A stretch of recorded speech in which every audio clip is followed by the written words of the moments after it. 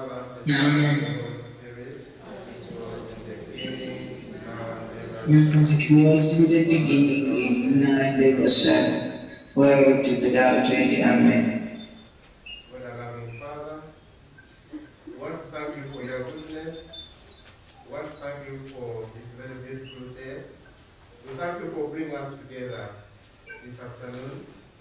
We ask for your blessing as we begin this launch of the campaign led by the leaders.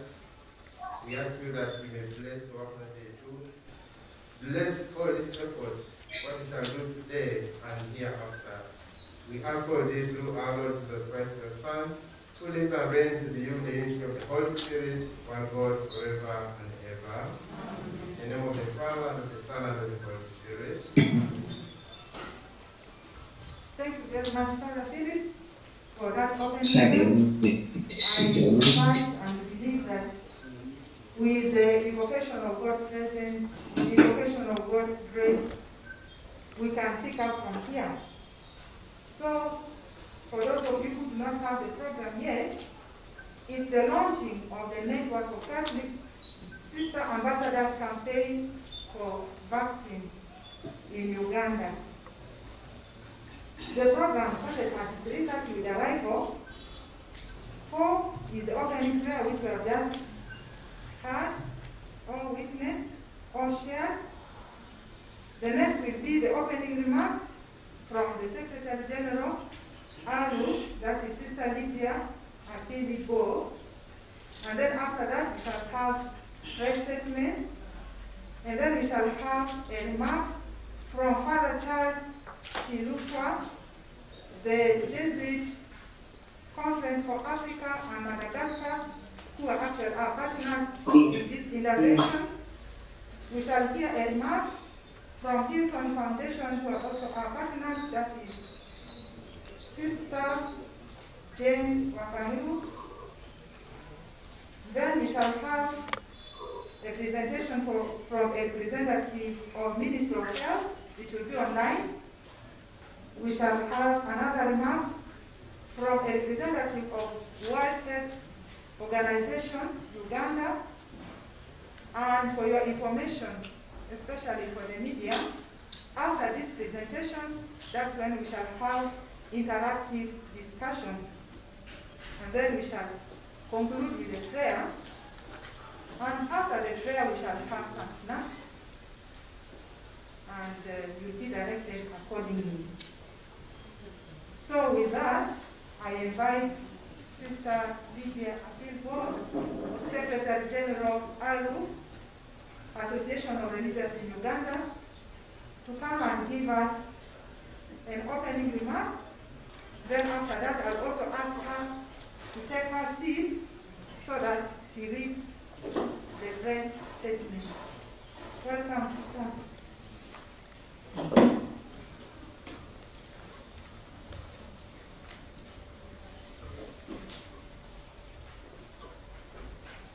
I would like to take this opportunity to thank God for the gift of this day. I would like to thank God for the gift of life, for each of us present here. And in a special way, I would like to recognize the presence of our partners, our brothers and sisters present here, and each one of us. Allow me to start with the presence of those online. And I will request the IT people, you help me to scroll so that I'm able to see members present online. I can already see Reverend Sister Jane Wakahiru, the Associate President for Hilton Foundation, our big partner in many ways. And I request Sister Jane to wave to the people. Sister Jane, most welcome. Sister Jane is in the US, and I know she's sacrificing to be present with us because of the different time zones that we have. Thank you for sacrificing, Sister Jane. I can see Sister Carol from UISG. Sister Carol, Wave to the people. We say this is, yes. Sister Carol is from the Vatican, and all of us are in the fight against COVID-19. Thank you very much, Sister Carol, for being present. Father Mark is also from the Vatican and is there with us. Thank you very much for being present.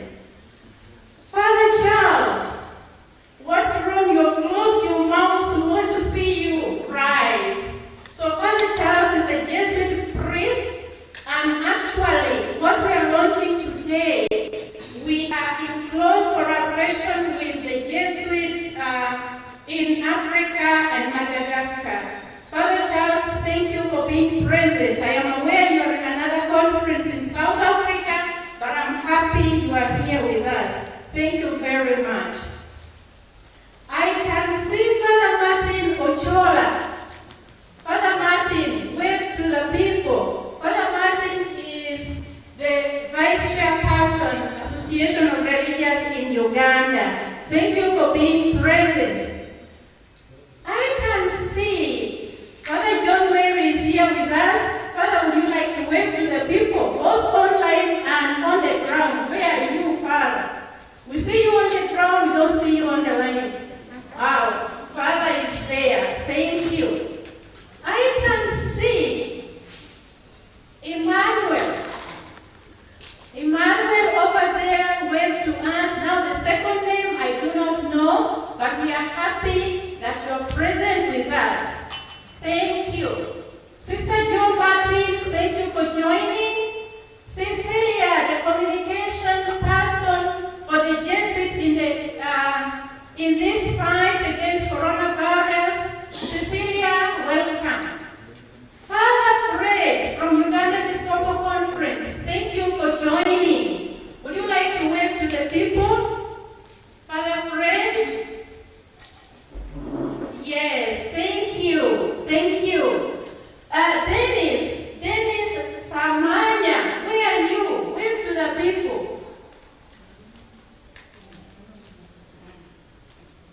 Thank you. Sister Deodata from Barara, wave to the people. I don't have the camera, but I recognize it. Thank you so much. Thank you very much. Sister Sarah Chantiru.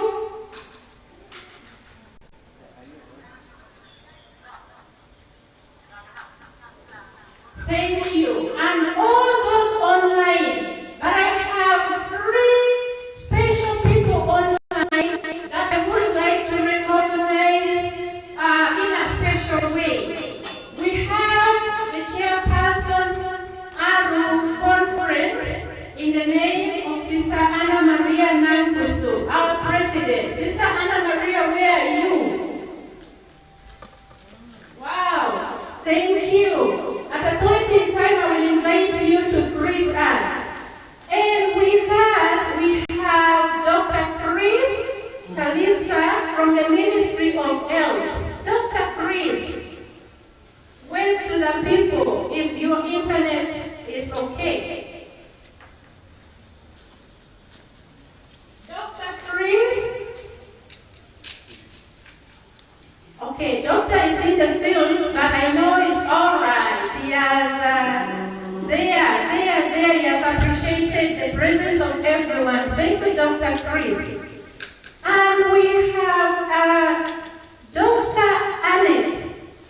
Dr. Annette is from World Health Organization, and Dr. Annette is the immunization focal person. Dr. Annette, thank you very much for creating time to be with us. And on the ground, we have the sisters and the brothers. And I take this opportunity to welcome all of us for this important function. And I would like now to invite the chairperson, Sister Anna Maria. I welcome you to greet the members both online and on the ground. Sister Anna Maria, welcome. Thank you, Sister Lydia. And this afternoon I'm filled with joy to see that we are realizing of what we have been praying for almost 2 years since the pandemic broke out. I would like to really thank the people behind this launching of the Catholic Sister COVID-19 Vaccine Ambassador campaigning in Uganda. For sure, one would wonder why, but because we all know what has happened and what is still happening, I would like to thank in a special way Dr. Father John Moka, who has worked hand in hand with the Secretary General and the staff of ALU. Sister Lydia, I would like to say that you have done great work. You have done us proud to see that today we are launching this big move towards the saving and protection of people of God. I know that for a long time we have been invited, but we could not do it without the expertise of the World Health Organization and our sisters and brothers from Rome, the UICG, and Father Mark, and the rest of the people, and our partners, the Hilton, through Sister Jane. Thank you so much, and we know that a lot is going to be done after this launch. What we are doing today is a great work of God that is going to take away a lot of fears that have stopped people from getting, even those who have access to it are still fearing. But we are going to break through this hard core disease that has affected all of us. And I want to welcome all of you, the members who are on the ground physically and who are listening and participating virtually.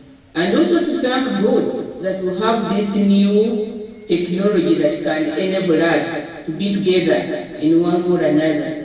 May we have a moment of joy and a moment where we are going to work for the safety, for the protection of our people.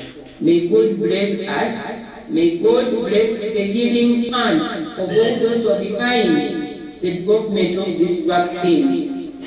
And to you all,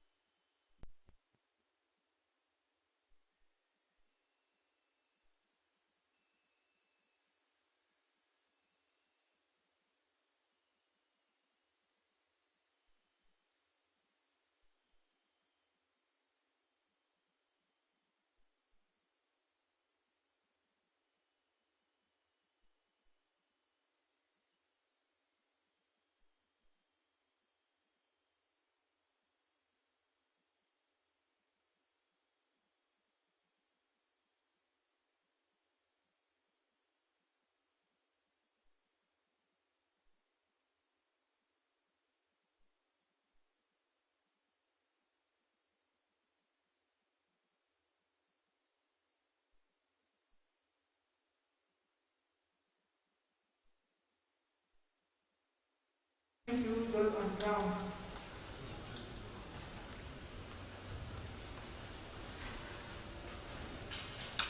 Launching of the network of Catholic Sisters Ambassadors Vaccine Campaign in Uganda. To provide a critical support to combating COVID-19 spread, mitigate vaccines hesitancy, and encourage vaccines uptake. We, the Catholic Sisters, together with the male religious, under the umbrella of the Association of Religious in Uganda, ARU, have launched a COVID-19 Sister Ambassadors vaccine campaign. We seek to provide a critical support to combating the spread of COVID-19, mitigate vaccine hesitancy, and encourage vaccine uptake. The COVID-19 pandemic is a global disaster of unspeakable proportions. Since the World Health Organization declared COVID-19 a global pandemic in March 2020, there have been to date over 250 million confirmed cases and over 5 million deaths globally. In Uganda, as of 10th November 2021, there were 126,714 cases and 3,231 deaths. These are not simply numbers to count. They are our relatives, friends, religious men and women, and indeed people of God we serve. COVID-19 has imposed horrendous, extremely unpleasant burdens on the economy, education, religious practices, and social functioning. The two COVID-19 wave uprise in Uganda led to the imposition of 2 lockdowns. The government also mandated interventions such as curfew and protective measures presented as standard operating procedures. Although the lockdowns have brought about reductions in the spread of coronavirus disease, learners' education has been hampered, public worship discouraged, family incomes diminished, some businesses expound, and social life changed in uncertain ways. We, Catholic sisters, together with male religious, sadly hear the desperate voices of the vulnerable in our healthcare centers, schools, places of worship, and the local communities we serve. We are distressed, for instance, by stories of increased child labor and exposure to physical and sexual abuse of children during the lockdowns. We are compelled to act because we are partners in COVID-19 interventions and not mere onlookers. The World Health Organization has called for global solidarity to ensure the management of COVID-19 globally by providing timely access to the public good through vaccines. Pope Francis has exhorted that being vaccinated with vaccines authorized by competent authorities is an act of love.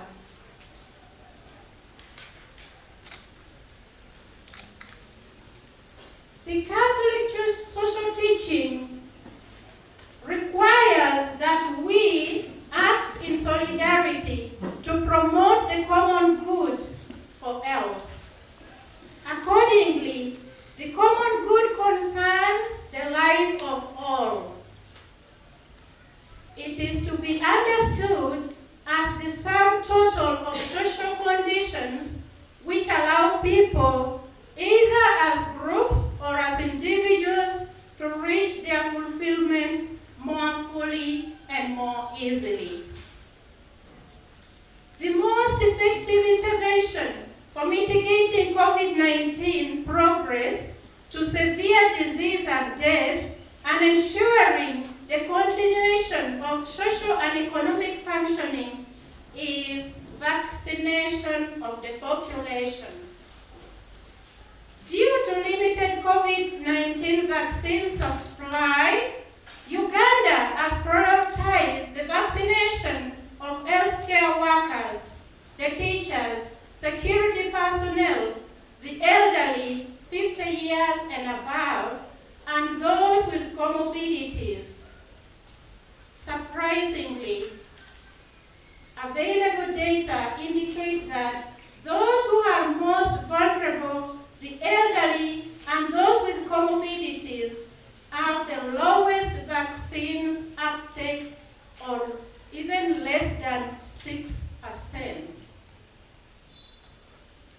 Equity requires that those who are most vulnerable are availed equal opportunity for timely uptake of vaccines.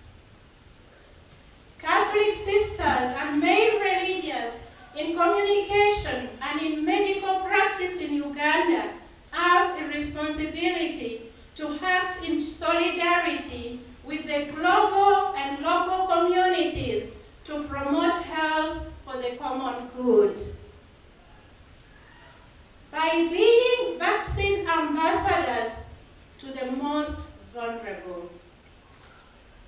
The International Union of Superiors General, UISG, here represented by Father Mark and Sister Carol, Conrad N. Hilton Foundation, represented by Sister Jane Wakahio, the Jesuit Conference of Africa and Madagascar, represented by Father Charles, are empowering the Catholic sisters in communication, media apostolate, to collaborate with health team world over to boost COVID-19 management through vaccine uptake, standard operating procedures, and other non-pharmaceutical interventions.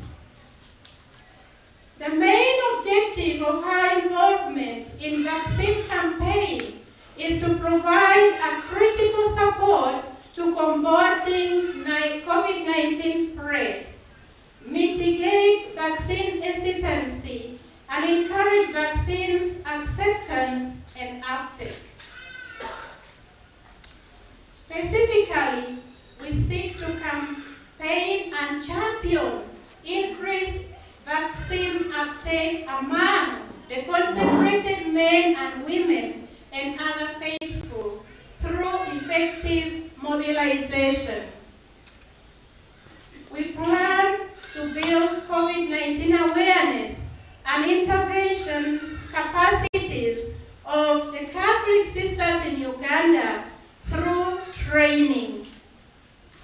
We shall endeavor to work together to increase trust in vaccine interventions by strengthening COVID-19 communication strategies in sister-led healthcare institutions, government, and other private health facilities. Our other intent include support for the effective COVID-19 communication and mobilization by building networks with and across media houses and other stakeholders. We seek increased public acceptance of vaccines through education and by collaboration with public health authorities and communities. It is in our interest to collaborate with the Ministry of Health and COVID-19 Task Force to enhance the national response to vaccination through Uganda Catholic Medical Bureau systems and sister-led health facilities. We shall join the government's effort to promote reliability of COVID-19 information dissemination by educating the public about the challenges of COVID-19 infodemics. In conclusion, our consecrated life is rooted in the examples and teachings of Christ the Lord. Pope John Paul II explains that, guided by the Holy Spirit, consecrated life is a mission which is open to the needs of the world as seen through the eyes of God. We therefore have a spiritual mandate to act in solidarity for purposes of promoting the common good, and in this case, the good health and safety of people of God. It is in this spirit that we have launched the Catholic Sisters Ambassadors Vaccine Campaign in Uganda.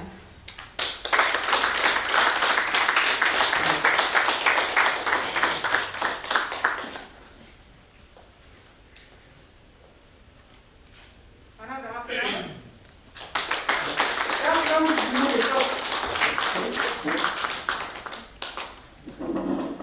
Thank you, Sister Lydia, for that presentation. As I mentioned earlier on, we are going to reserve our questions, we are going to reserve our comments until others have made remarks. Without further ties, are you ready to share your remarks with us? Father Ties of this week's Conference for Africa and Madagascar, are you there? Yes, I am. Thank you. Thank you very much. The floor is yours, Father. You're welcome. Thank you very much. Just a few words which I will speak or share.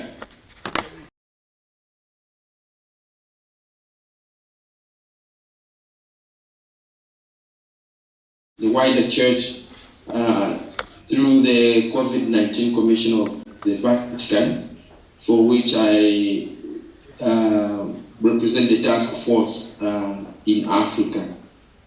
Just to say three things. The first is that COVID-19, just like HIV and AIDS, has highlighted some of the issues in public health, inequities, and some of the concerns that should worry us. The current state of global health, and especially as it pertains to Africa and the entire global south, raises the question of universal moral values in health and causes us to pose challenging questions to ourselves. And I ask these questions of reflection that should guide our work and our mission, bearing in mind that the sisters in Africa, and in this case in Uganda, have taken these questions seriously. That should the questions of global health concern us, questions of global health inequality, externalities, and other things that concern public health morally trouble us. And to ask ourselves, are we making enough effort to reduce global health inequalities in Africa? And so why? And ask ourselves again, what global health justice duties exist for us? And if so, what are they and what is their scope? And how do we respond to those? Do we need a more robust global health governance in Africa and in the world at large? And what does that take? So there are all these questions that are yet to be answered that I think Aru and other sisters in Africa are taking seriously. And I'd like to place that in the context of the wider mission of the church. The foregoing questions that I have of reflection need to be followed upon. And I think through this launch, this is what we're doing, to follow up on those questions.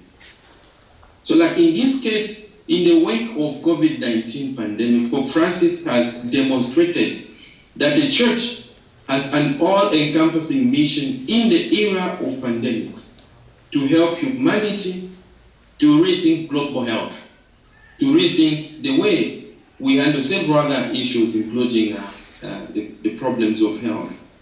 Pope Francis has shown that the mission of the Church goes beyond a narrow focus on direct ministry in hospitals or specific issues of medical ethics and bioethics.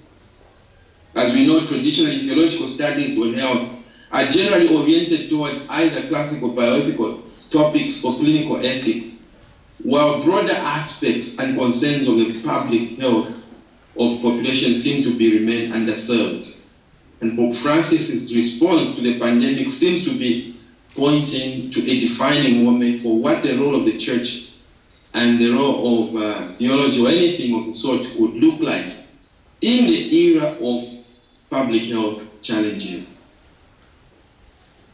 I would like to therefore share and express my joy that you sisters are one of the first groups in the Church taking upon yourselves the mission of the Church as elaborated by Pope Francis, to care and to be concerned about public health challenges and to take them seriously. And it is gratifying that you are taking seriously your embeddedness in community and your connectedness to the people you serve, to leverage those advantages that you have to save life, and carrying out the mission of Christ to save life, to promote life, to protect life very seriously. Others put it in terms of human rights, but here you are taking it even much more deeply, and working with those who are suffering, accompanying them and protecting their life as much as you can. So with these few words, I would just like to praise God for your availability and for your mission. And at the same time, thank God for those who support kind of work like this. Several collaborators, our funders, our donors, and those that we collaborate with. In a special way, you have mentioned Sister Lydia, the Hilton Foundation, and Fadika, and others who are supporting our work here in Africa, especially to carry out the mission of Christ in the Church or through the Church here in Africa. Thank you very much.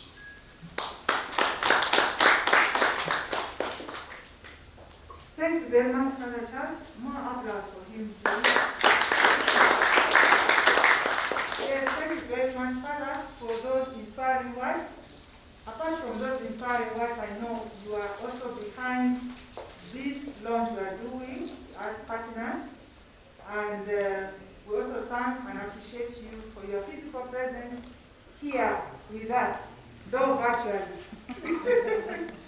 Thank you very much. And before we proceed to the next remarks, I would like to say there's a paper passing around for registration. We just want to register your presence. I would like, among others, to acknowledge the presence of Father Philip Odi, the Executive Secretary, Social Communications. Thank you very much, Father, for honoring our invitation. And the main reason is we are seeking collaboration with the media, and your presence here is key in this strategy and in this collaboration. I also would like to appreciate the presence of all of you. I'm not going to we have congregations, communities in the neighborhood, those who have come far and near, you are here, and the media house is present. We appreciate your presence here. With that, I would like to invite Sister Jane Wakahiu from Hilton Foundation. Sister, are you available?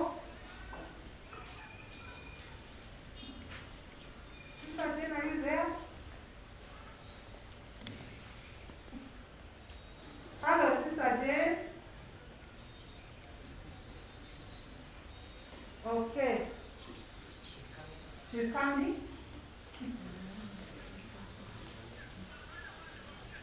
How far could she be?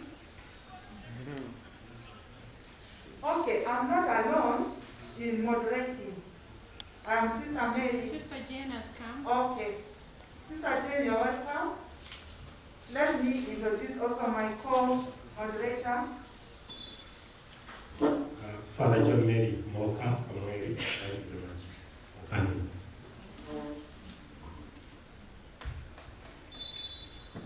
Thank you very much, Father. Sister Jane, you're welcome. The floor is yours. Thank you. Mine is very brief. Still very early here in California. But I want to congratulate you, the ARU and the sisters in Uganda, and all our collaborators in Uganda as you launch the Sisters Ambassadors Program. Our prophetic witness calls us to reach out to those in the margin. And you have really you are really walking the talk and showing the way that COVID-19 is not only a public health issue, but it is also a question of justice. Accessing the vaccine, but also educating our people how to take care of themselves and to mitigate the question of COVID-19. So thank you very much for stepping up and working with those who are suffering, accompanying them and being present to them. And for all those who are working on the front lines, that you are living the gift of love and living the true commandments, love one another. For that's what we are all called to do. So thank you very much on this day, and we are behind you, supporting you financially to be able to mitigate COVID-19, but also accompany our people. Congratulations. Thank you. Thank you, thank you, thank you.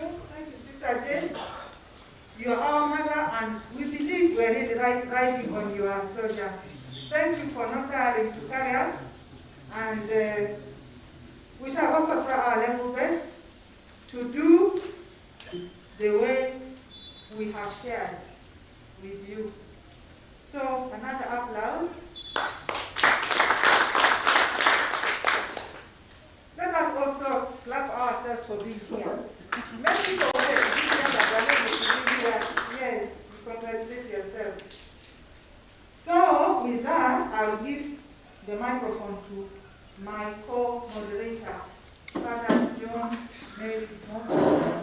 I hand over the microphone to you. As he finds his way here, you can also greet your neighbor and wish one another well.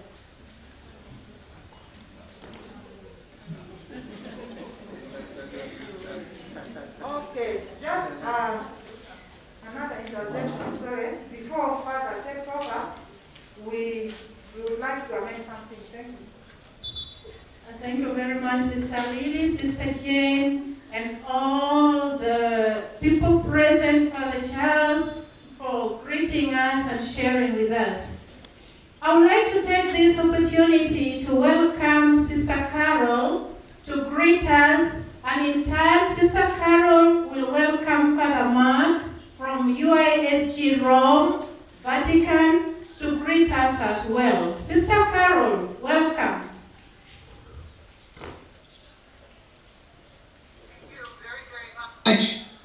It is a joy to be present with you and to see the work that you are doing.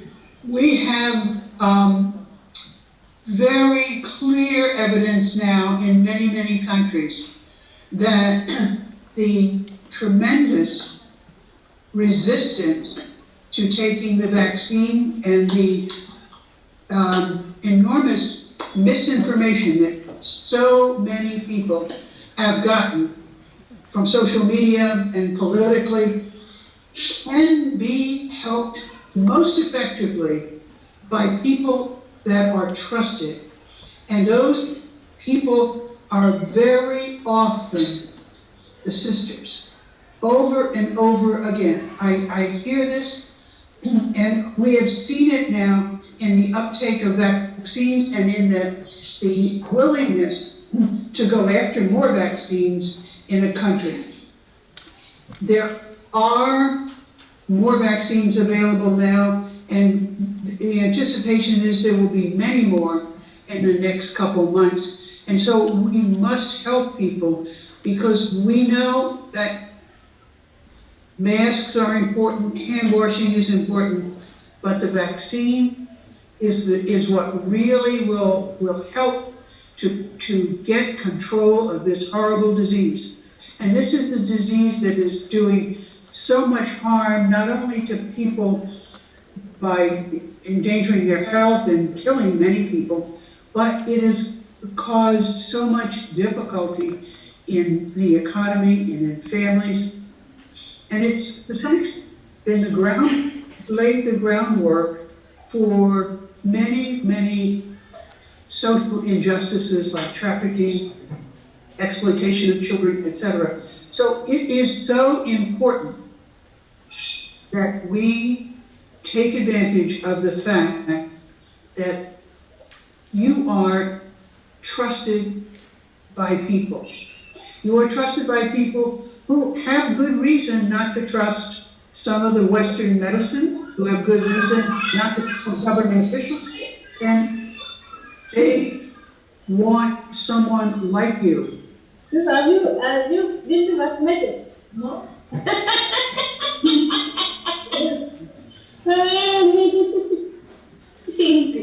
They want someone like you to be able to help them understand what it is and what they can do to avoid getting the disease themselves, with their family, their children. And it is so in keeping with what Pope Francis has asked, particularly of those of us who are members of the Church, that we would become, as he talks about in Fratelli Tutti, that we would become ever more neighbor to our brothers and sisters, and particularly to our most vulnerable brothers and sisters. So that is the reason that the Commission, the Healthcare Task Force of the COVID Commission, developed the resource kit to help priests, to help hospital CEOs, school people who teach in our schools, our social service centers, to understand the disease, to understand what the Church says about it, and also to develop that family resource kit for giving to every family you come in contact with, so that they will understand, because their misinformation is so rampant. And the tragedy that we are seeing in country after country after country. And I can tell you, in the United States, as sophisticated as they might think they are, we have huge pockets of people who are believing the misinformation, and they are keeping our statistics very, very high in certain parts of the country. And they are preventing us from, as a country, getting a handle on this. Never mind the stories we hear over and over again of people who said, no, I don't want to get the vaccine, I don't believe in it, I don't believe in the disease, and then they're dying. And on their deathbeds are saying, I should have taken the vaccine. So we must not let that be the story in other countries. And you have among the strongest voices between the trust you have and the resources that we will try, and that Sister Jane and the Hilton Foundation have been so instrumental in bringing to you. You have the best chance to help the people of Uganda, most especially the most vulnerable. You have the best chance to make a real difference. And I thank you for all you're doing. May God bless you. And in any way that I can help, you have only to say the word. Thank you.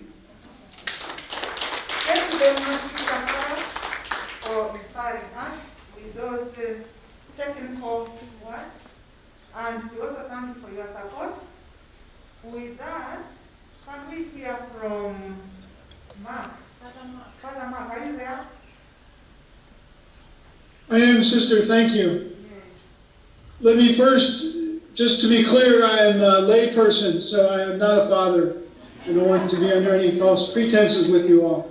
But it is an honor to be with you. And just let me say and communicate the gratefulness that all of us have who work with the Vatican COVID Commission, especially the Health Task Force that Sister Carol leads, and all the support from Sister Jane, Angelique, and others.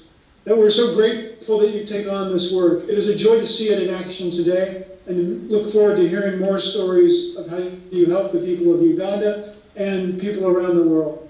So please accept my thank yous, the thank yous for all of us who are working on this. We stand ready to support you in any way we can, and we remain grateful to God for all your ministry and work. Thank you so much.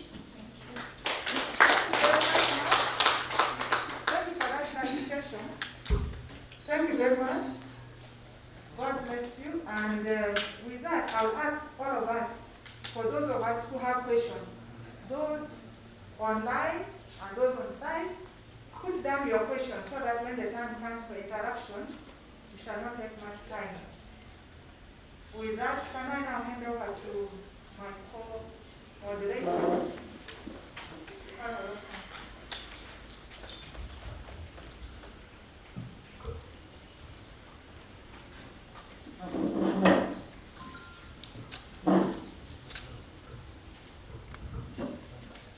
Thank you very much. We ask today we have the Ministry of Health in Uganda,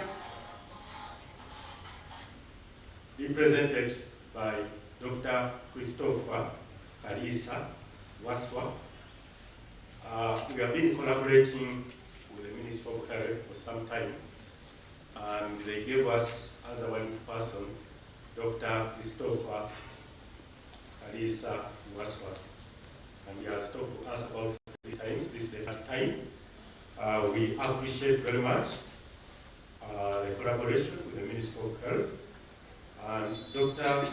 Christopher works with the Uganda National Expanded Program on Immunization, UNEPI, at the Ministry. He's going to update us on how we can collaborate with the Ministry. We can be partners, as private partners, make sure that we intervene in COVID-19.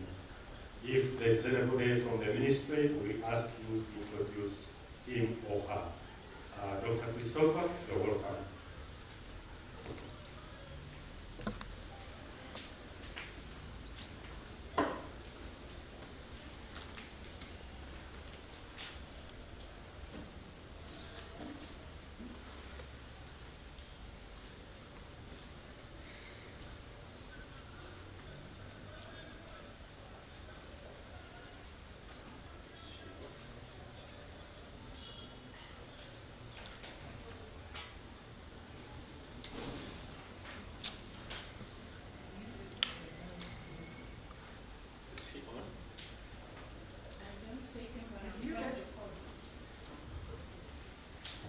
Okay.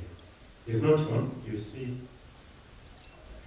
He was on maybe, because he's in the field, I think he's having some difficulty with the connections. As you wait for Dr. Christopher, we have another guest with us. Maybe we'll give her a chance to talk. When Dr. Christopher connects, we shall be able to bring him on board. This guest is Dr. Annette Isache from the World Health Organization. She is the focal point for immunization in Uganda, WHO office in Uganda. She's a Ugandan medical doctor, public health specialist, with a master's degree from Hebrew University of Jerusalem, and has over 10 years of experience in the field of vaccinology. He has undertaken several courses in the field of vaccinology and immunization. She has a number of publications she has made. She's currently working with the World Health Organization Uganda as a national advisor for the new vaccine introduction, as well as an expanded program on immunization, AP team leader. She's also the WHO liaison representative on the Uganda National Immunization Technical Advisory Group, UNITAD. She has vast experience in polio eradication initiative activities. Her main role is providing technical support to Ministry of Health through the immunization program in AP. And it provides management, supervision, and coordination within the World Health Organization Country Office, the Immunization Vaccine Development Unit. She's also the regional office for Africa, Afro, and headquarters of Afro. Dr. Nate, you are most welcome. I've had the chance of interacting with Dr. Nate every week because I'm a co-opted member of the Uganda National Immunization Technical Advisory Group, and we meet with her every week to discuss some few ideas on how to advise the Ministry of Health. Thank you, Dr. Nate. You're welcome. Thank you very much, Father, and let me show my video quickly, but then after some time I will have to switch it off because of bandwidth. And secondly, I would like to acknowledge this opportunity that you've given me to talk to the sisters. I will learn more, and this is a very great opportunity to bring on board several stakeholders who are really going to help us improve the uptake of the COVID-19 vaccine. Now, little did we know that because it was a pandemic, that we had to put in an extra effort to really expedite the uptake of this vaccine. Now, you gave me to talk about the role of WHO in the vaccine availability and the policy guidance. And I'll quickly try to take you through, because this is key, given that now you are champions. And in the background, I had someone was asking a colleague, have you been vaccinated? And said no. And this is November. And you may have to ask yourself a question, why has this person really taken that long to receive the jab? But I want to really lay anxiety. We're taking you through what the role of WHO has been very instrumental to ensure that there are three main components. And this vaccine safe, that is the most important thing. I know all of us are worried that if I receive this jab, am I going to die in 2 years? Am I going to die tomorrow? Am I going to... Several questions many community members are having. The second key principle is how is the quality, where the vaccine is being produced from. Okay, and then the third one, is the vaccine able to deliver its mandate? Trying to simplify, and that is the efficacy. What is the efficacy of this vaccine? Now, for COVID-19, our main role was to ensure that the vaccine is going to reduce the severe form of COVID-19. That once you get infected with the virus, you will not be admitted. You will not start running up and around looking for a hospital with oxygen. And I think you saw that happening during the second wave. You will not die. So those are the main objectives for now for the COVID-19 vaccine. Now, quickly, when it was declared that it's a pandemic affecting the entire globe, none of us knew the transmission. But scientists came on board and said, no, wait a minute, this is how it's transmitted. Okay. Do we have the vaccines? No. Do we have the drugs? No. Do we have the materials that we can use in the lab? No. So now what happened? Now they came up with what we call access to COVID-19 tools accelerator. The keyword is accelerator. To expedite the availability of these three main components. And those three main components are the vaccines, the drugs that we are using, and the diagnostics, the materials that we can use in the lab. At the beginning, we did not have what we call a rapid diagnostic test. They have to take off your sample, you wait for 2 to 3 days to find out whether you have COVID or not. But now we have the RTDs. Within a few minutes, you know whether you're positive or not. The drugs are already available. Now the other one, which is key, are the vaccines, and which is our main discussion point for today. So what are the vaccines? Now for the vaccines, they did, a group came together and created what we call the COVAX.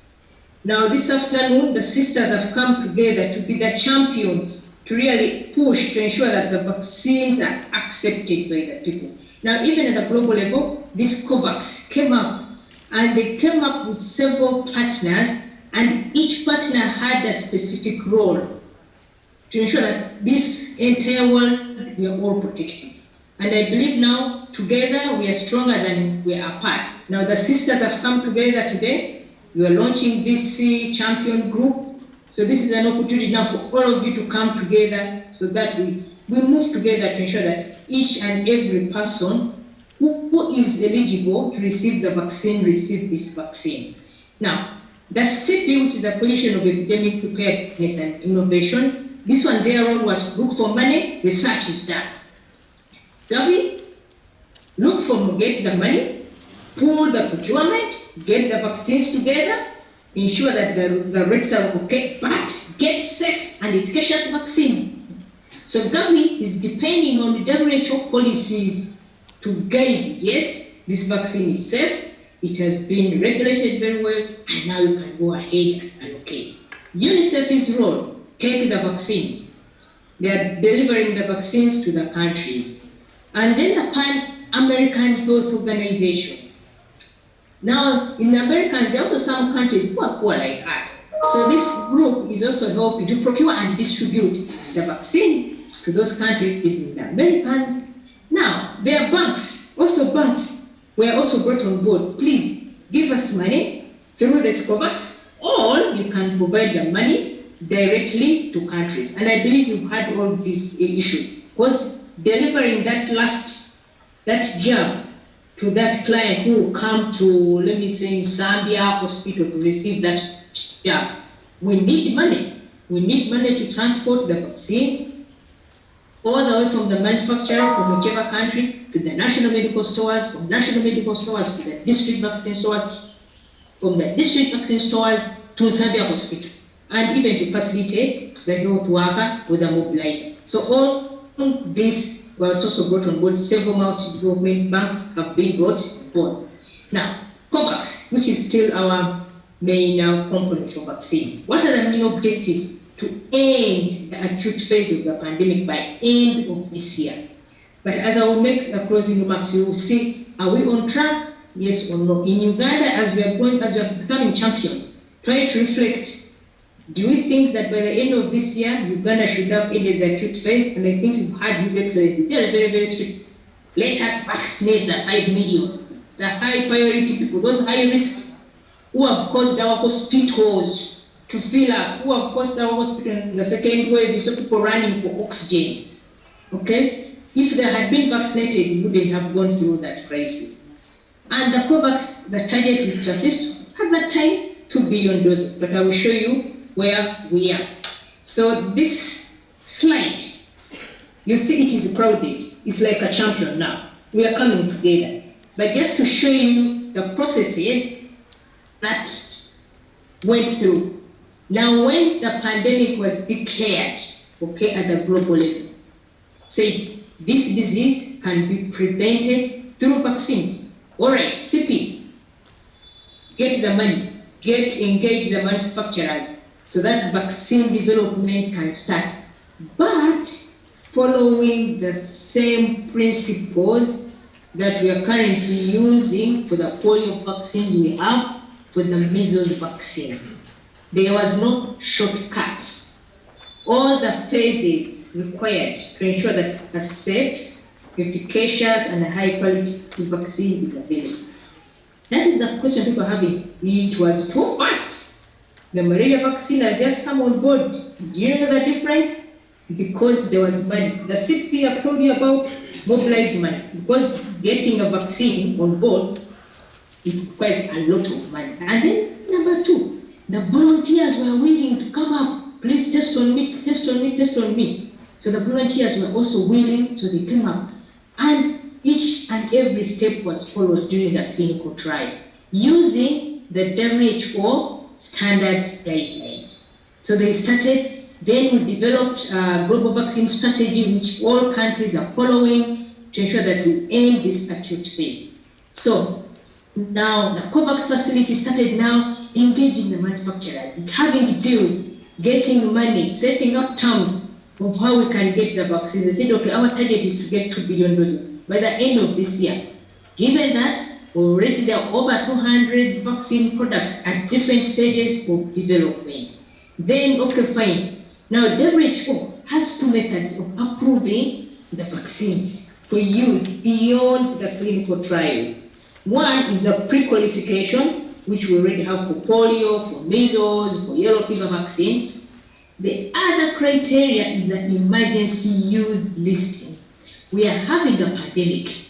Do we really need that? Do we really need to finalize those nitty-gritties before the vaccine is pre-qualified? No. The vaccine has met the three criteria. It is safe, it's of high quality, and it's efficacious. It can help us to deal with the severe form of the disease. So the EUL is a method we are using now for COVID-19 vaccines. And I know you must have asked questions, why are we consenting? Why are we consenting? We give you the benefits and the risks, and you decide.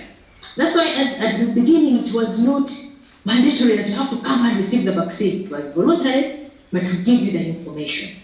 But during this process, we still continue gathering the data, getting data to see any other unusual things that were missed in the clinical trials. Because in clinical trials, we use only 20 to 30,000 people. But as we speak now, Uganda, we vaccinated over 5 million people, okay? We've not got any major concern regarding the safety of the vaccine.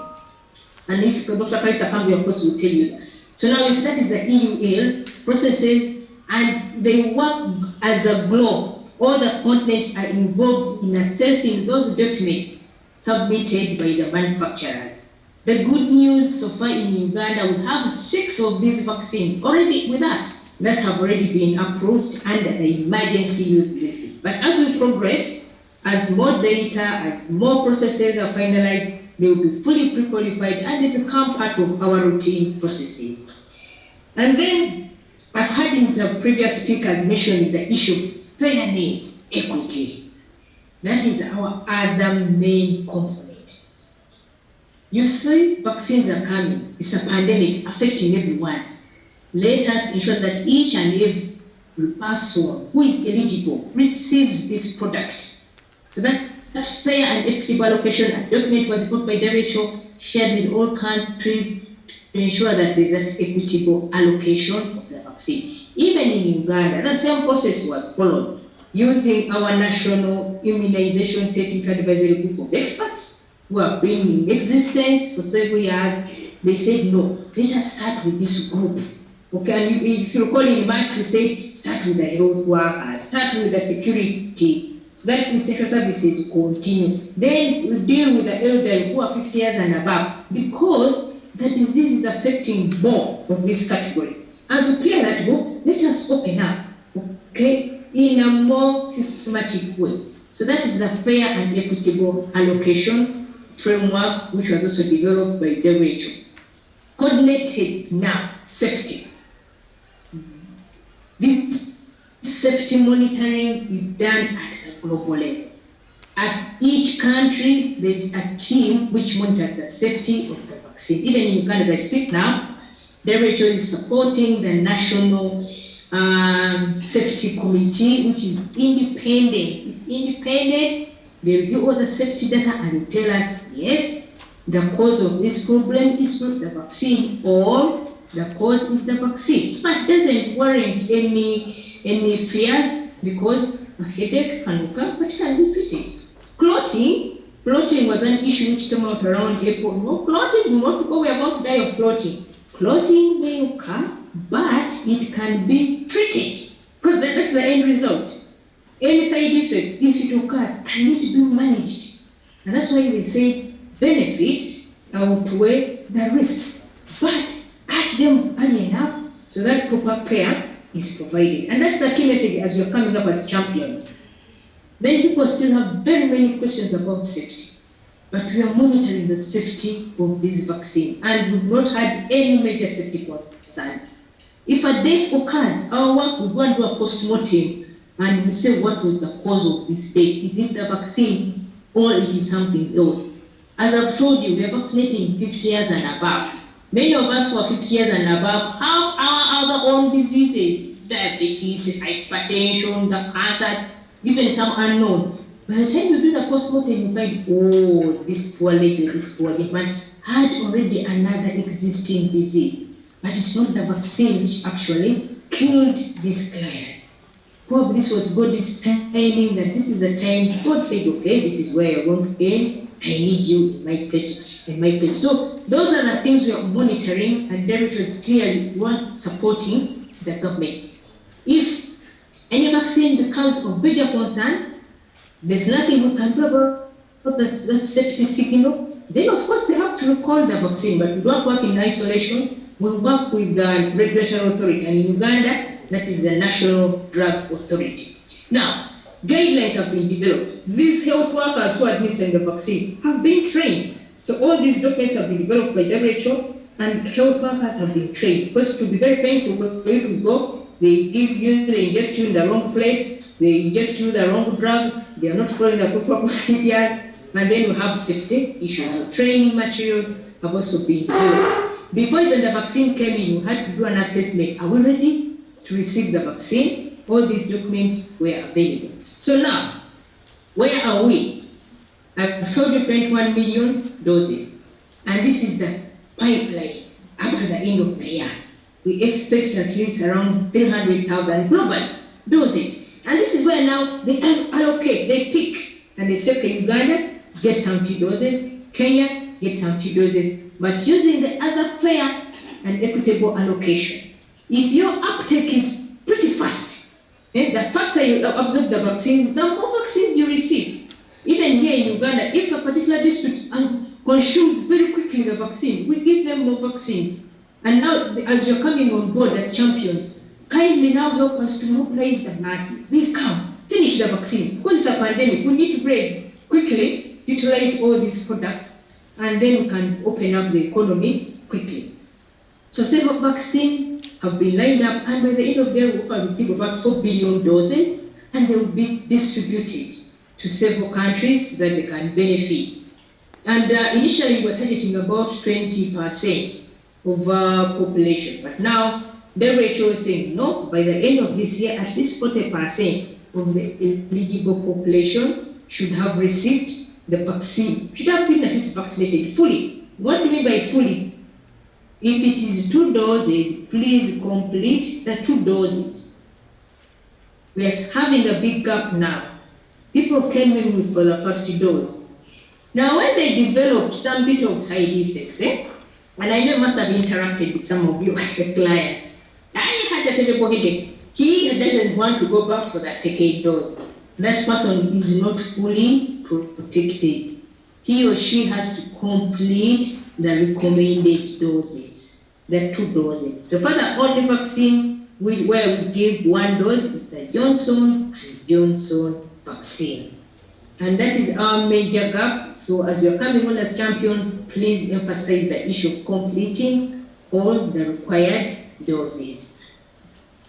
So now, this is the pipeline as of end December. So further doses that have been potentially available in 2021, over 500 million doses. We expect another donation of 30 million doses. Those who have already donated, okay, 132 doses have already been donated, and of these, 112 have already been sent out to countries, including Uganda. We've also benefited from this, okay? Now you see several countries, and I think we've been watching on the news, France, Germany, Italy, UK, the US. Because for them, we started early enough, And WHO said, no, global solidarity, please donate. There's this Ugandan lady, this 70-year-old who they received the vaccine, please donate. So they've donated, and they donate through the COVAX facility, that is not an option, or they can donate directly to a country, and for us we welcome it, as long as the vaccine meets the other three components: safe, quality, and efficacious. Now, as of 2 days ago, 225 have already been allocated, but not yet shipped. This also includes Uganda. We have what we call a pipeline. And I think you've been hearing what is saying, the pipeline. So we are around this, okay? They've allocated to us, but hasn't yet come.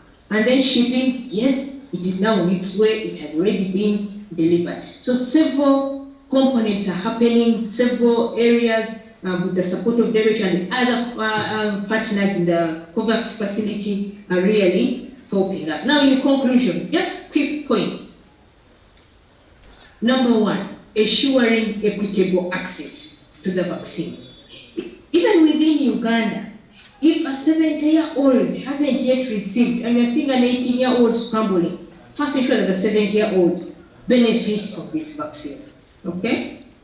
Now, the global failure to share vaccines equitably is fueling the pandemic. Okay? And I think you've been following. Some countries have already vaccinated 70% of their population. Uganda, we are only at 10% of our population have been vaccinated. So share what you have, share so that we can all benefit. And our target is that by at least mid-2022, 70% of of each population in each country at least should have been vaccinated. The vaccine euphoria is undermining the hard-won gains. And when I had in the background, someone asking, so there could be fears, but feel free to ask the fears so that we give you the answers if they are available. If the answers are not available, don't worry, we can also tell you. So there are many fears, and this is what will happen at the beginning of the pandemic. Currently, the COVID-19 cases are hitting the unvaccinated. Okay? The unvaccinated are not suffering now. Even in the second wave in Uganda, the majority of the deaths that occurred, people were not vaccinated. Those who were vaccinated, fine, they got the virus, but they were not admitted. They kept on doing their work, but staying at home, being isolated. So please take note, if you are not vaccinated and you're going to become champions, tell them the facts, that the virus is still circulating. These new strains, every other day, Alpha, Gamma, Delta, are coming on board, and they change, and they tell us now it is highly transmissible. Okay? So the unvaccinated are the ones who are being hard hit. But the good news, these COVID-19 vaccines are effective against the severe disease caused by these new strains that are coming on board.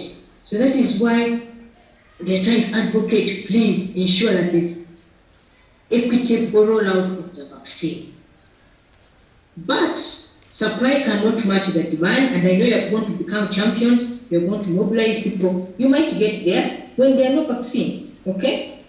People now have appreciated because you're going to start the war to join us to increase the demand. If the supply is not there, don't worry, it will come. The pipeline, the government is trying this level base to bring in vaccine. COVAX is trying, donations are also coming in, and then so that we can reach as many people as possible. The dose sharing is another component. Please share with me what you have, and then you can also ensure that we reach our clients. Safe and effective vaccines alone, please take note, alone cannot solve the pandemic. We need to continue adhering to the SOPs, and I'm glad that I've seen colleagues who are there now, face-to-face, putting on a mask. Hand washing is key, avoid social gatherings. Because of these new variants that are continuing to circulate. Number two, we've not vaccinated as many people as possible to cause the herd immunity. So there are quite a number of already to be vaccinated, and if you take them the virus, never know that's the person who developed the severe form of the disease. But above it all, WHO's main role is to ensure quality, safety, and efficacy of the vaccine. This is our main priority.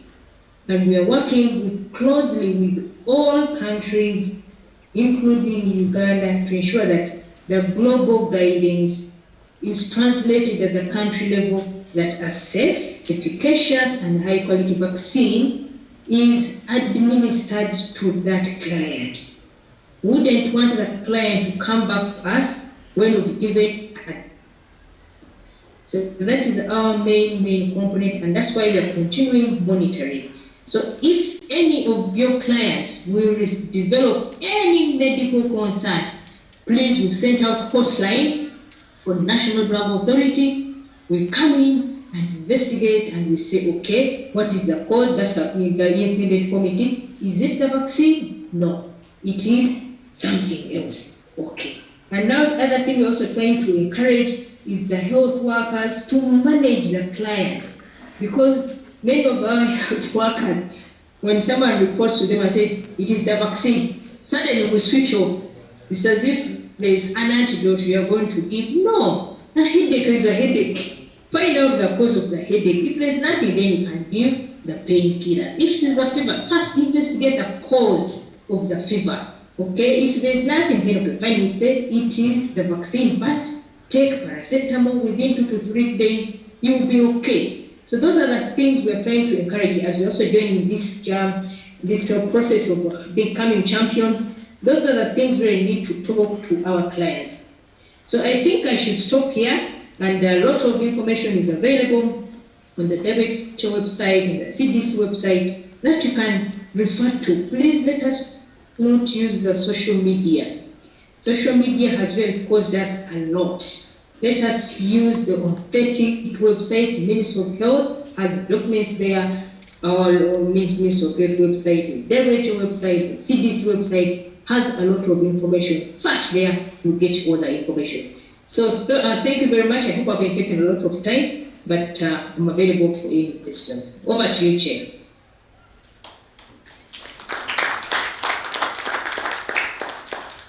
Thank you very much, Dr. Nate Kisache. The hands are not enough for such a wonderful presentation. Yes, she has just assured us that quality, safety, and efficacy. All the vaccines that are in Uganda have undergone those standards, and they have got emergency approval by WHO. So we should have that confidence in the vaccines that are in Uganda. Vaccines that have not met that standard, we have heard from Dr. Nate, those in development are over 200. But only those which have met the quality, and the quality, the safety, and efficacy for emergency approval are those in Uganda. And also we have heard that we cannot be champions unless we ourselves have been vaccinated. And secondly, WHO ensures equity, that there is also equitable access. That's why the COVAX facility was developed, so that developing countries that have less resources can also have a share of the vaccine before others take all of them. And we'd like to thank WHO and all the partners that have contributed to that. Also, she has told us that Uganda, we are very far in terms of vaccination. We are about maybe 10%, maybe first dose, maybe around 20% of those who are eligible for vaccination. And the reason we are concerned as religious is that there are those who are most at risk, the most vulnerable. The categories of those with comorbidities, underlying conditions, the elderly, and those are doing very poorly in the vaccine uptake. We heard from the Secretary General, only less than 6% of those people are being vaccinated. And so if we want the functioning of our society to continue, then we must be champions. Thank you very much, Dr. Nate. We will request you to stay around for a few minutes so that if there are some questions that are addressed to you, you can help us answer. And also we are going to open this to a discussion. And if somebody has a question or a comment, we will invite that person. But let me update you on Dr. Christopher Kalisa Waswa from the Ministry of Health, who was give us a presentation. He's traveling, we told you he's from and he's traveling from Arua to Kampala. So he reached somewhere, the network failed. You can understand that. So he may not be able to join us. Is there? Yeah. So we are going to organize a training session, maybe. Probably the sisters will tell us when the training session will be. And Dr. Kamis will be there to present that. At the moment, let me invite Sister to guide us on the next step. We open up the discussion, and you, Sister, will tell us what.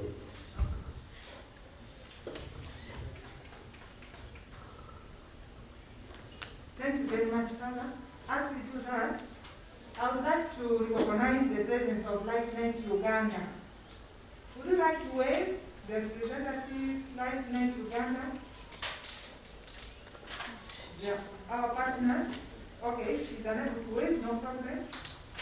Now, I will request open questions, but before that, I'll ask my co-moderator to take a seat with the Sister Lydia, and Sister Pauline will represent the health team on ground.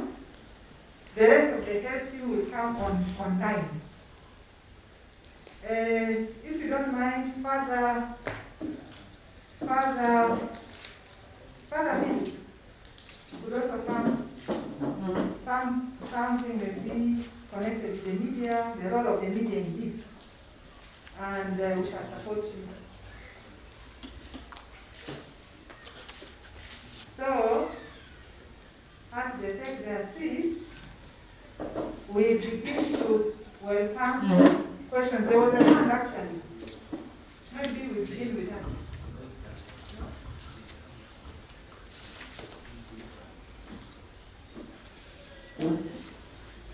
There's something from Dr. Kalisa that my network is very unstable. Kindly organize for me 2 hours with the vaccine ambassadors on Monday. Vaccine ambassadors, have you heard this? On Monday, are you ready to give Doctor 2 hours? Okay, think about it. Others are saying yes, others are saying no, but you'll be available on Monday. Sorry. But I saw a plan on the screen. I don't know whether it's still there. We'll start with that as the grant organizers itself.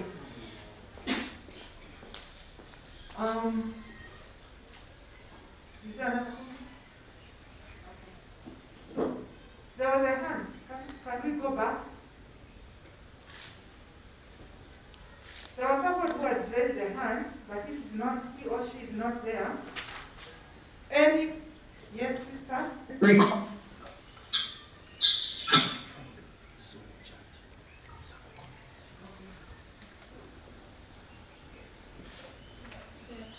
Okay, there are 2 hands, but there's also one here. Maybe we begin with those ones on the screen. We have Sister Mary Anthony, followed by Sister Grace Sandiru.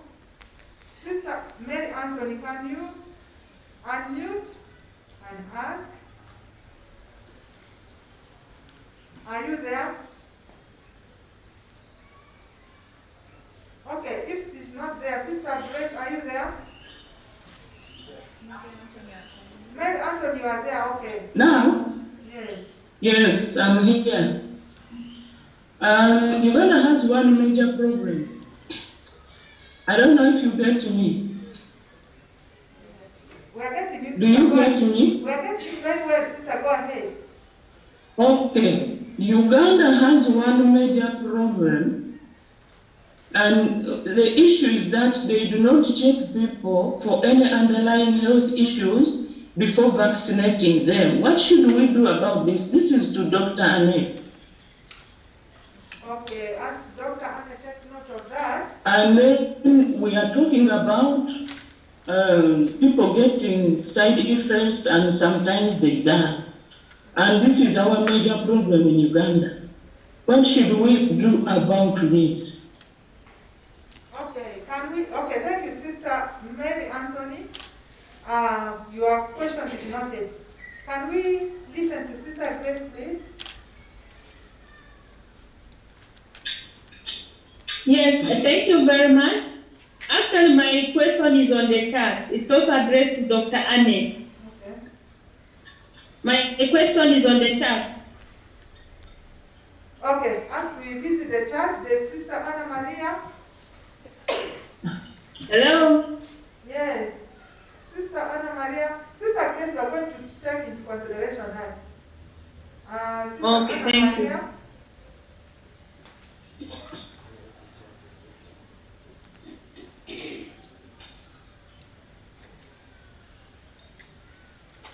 Sister Anna Maria, the floor is yours.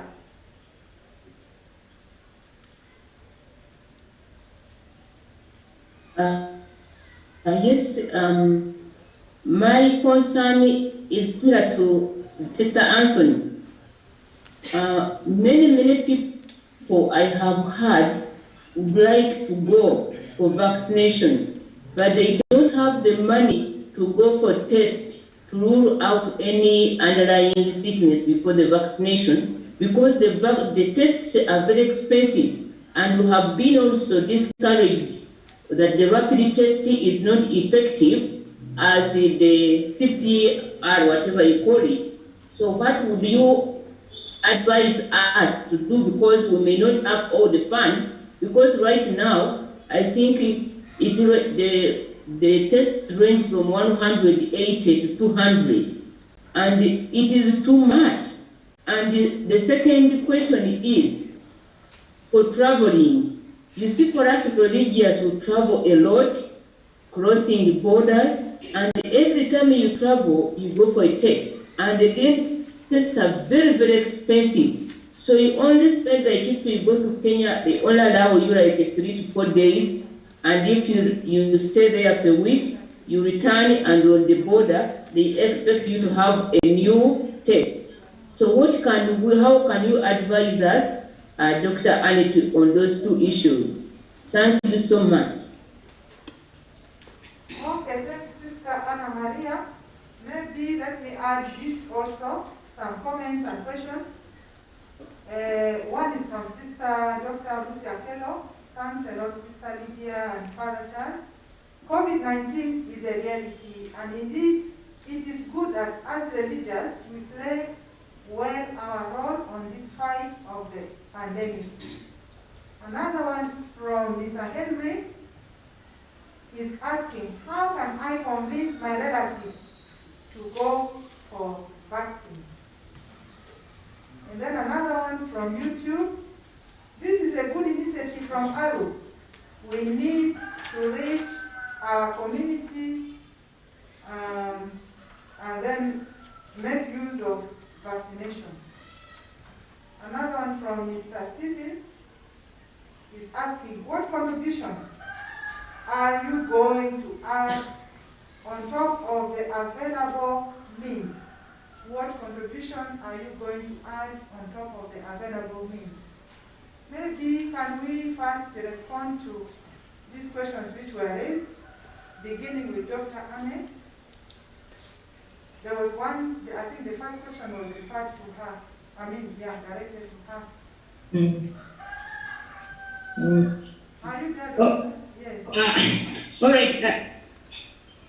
Thank you very much, Chair, and thank you very much, colleagues, for those very good questions and also comments. I hope we're all taking note of some of the comments that have been raised, as the Chair has mentioned there. Now, let me start with the two questions from Sister Anthony. The question is quite interesting, and I know those are many of the issues. that why don't we screen people before we vaccinate? Why don't we first find out if a person has diabetes, hypertension, before we give the vaccine? Unfortunately, if you have hypertension, diabetes, cancer, kidney disease, liver disease, you are the one who's at the highest risk of developing this severe COVID-19 disease. You are the person who is going to be admitted, you are the person who is going to run around for oxygen, you are the person where the relatives are going to start mobilizing money so that they can either discharge you or even remove the body. So our work is to first prioritize those ones. And that is among the 4.8 million diseases it's talking about. Okay, so there is no need for us. Our work is to know, are you diabetic? Yes. Are you on your treatment? Are you currently okay? Yes, and I'm on my treatment. Please come and we'll give you the jab. Recently, there was a client who thought that once he has received the vaccine, he should stop taking his medication. And he did, he stopped. Now, when he stopped, he became very sick. Now, I said, this is the vaccine. But when we examine, we said, but your pressure is so high. No, I stopped taking my drugs. But why? You should continue taking the drugs. The only contraindication or the only reason why we should not give you the vaccine is when you develop anaphylaxis. Okay? That severe allergic reaction which requires an emergency care. That is the only time we say, okay, no, we will not give you this jab. That is the only current contraindication.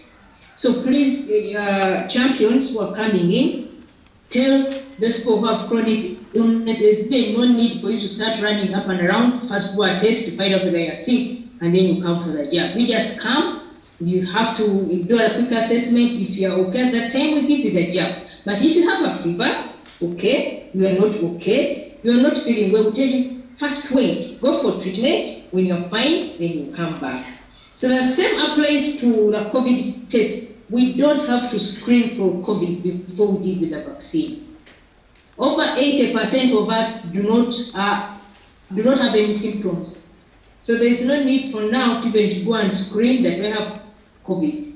Then I should go for a jab. No. Unless if you have symptoms, you are sick. That is when we tell you first go for proper clinical care, then manage you once you are improved. And for COVID, if you suffer from COVID, we tell you wait for 3 months from the last time when you had a negative test, okay? And we really emphasize on the PCR test, the negative test. That is now after 3 months, please come back and we give you the jab. Now, so many people dying after vaccine. We need those people, sister. We need those reports. So there's so many people who are dying, and I'm sharing with you on the screen the hotlines. Please call those hotlines. For us, our work is to go and follow up. There are so many people who are dying after vaccination. If they are there anymore, for us, we will come in and do a thorough investigation. But as I've told you, the few reports, less than 10, as I've told you, many of these people already have other underlying conditions. We are vaccinating 70-year-olds, 80-year-olds, who are really going to be badly hit with the SARS-CoV-2 virus. So there are so many people, please, if there are any rumors, those are the hotlines you have to call, and then we'll be able to come in and do a quick examination. Social media. Yes, social media, Sister Grace, has been an issue, and the Ministry of Health has a pillar in charge of communication, advocacy, and social mobilization. They've developed several materials.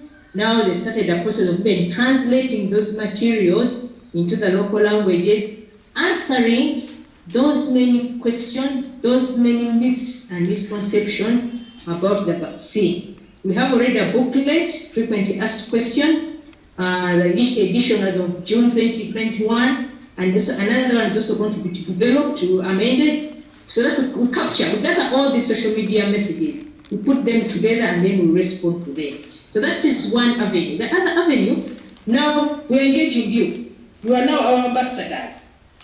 One of the ambassadors. We engage you, we tell you the truth, and then you go and share the truth with the rest of the masses. Cultural leaders have been engaged. They also had very many concerns. We've told them. Religious leaders have also been engaged. Medical associations have been engaged, answering their question, and they say, okay, actually these vaccines are working. Now, sister, about very expensive tests. Now, this one, of course, I cannot give an answer now. Those are the current guidelines from the ministry. I know for the travel, you require a test before travel. So those are the main, but of course, we'll pass it over to the next pillar, which is in charge of the laboratory services to really address some of these major concerns. Now, how can you convince the relatives to go for vaccination? The first condition, it is you. If you've been vaccinated, you yourself, you're already someone who's ready to convince the other colleagues. I have a real life example myself.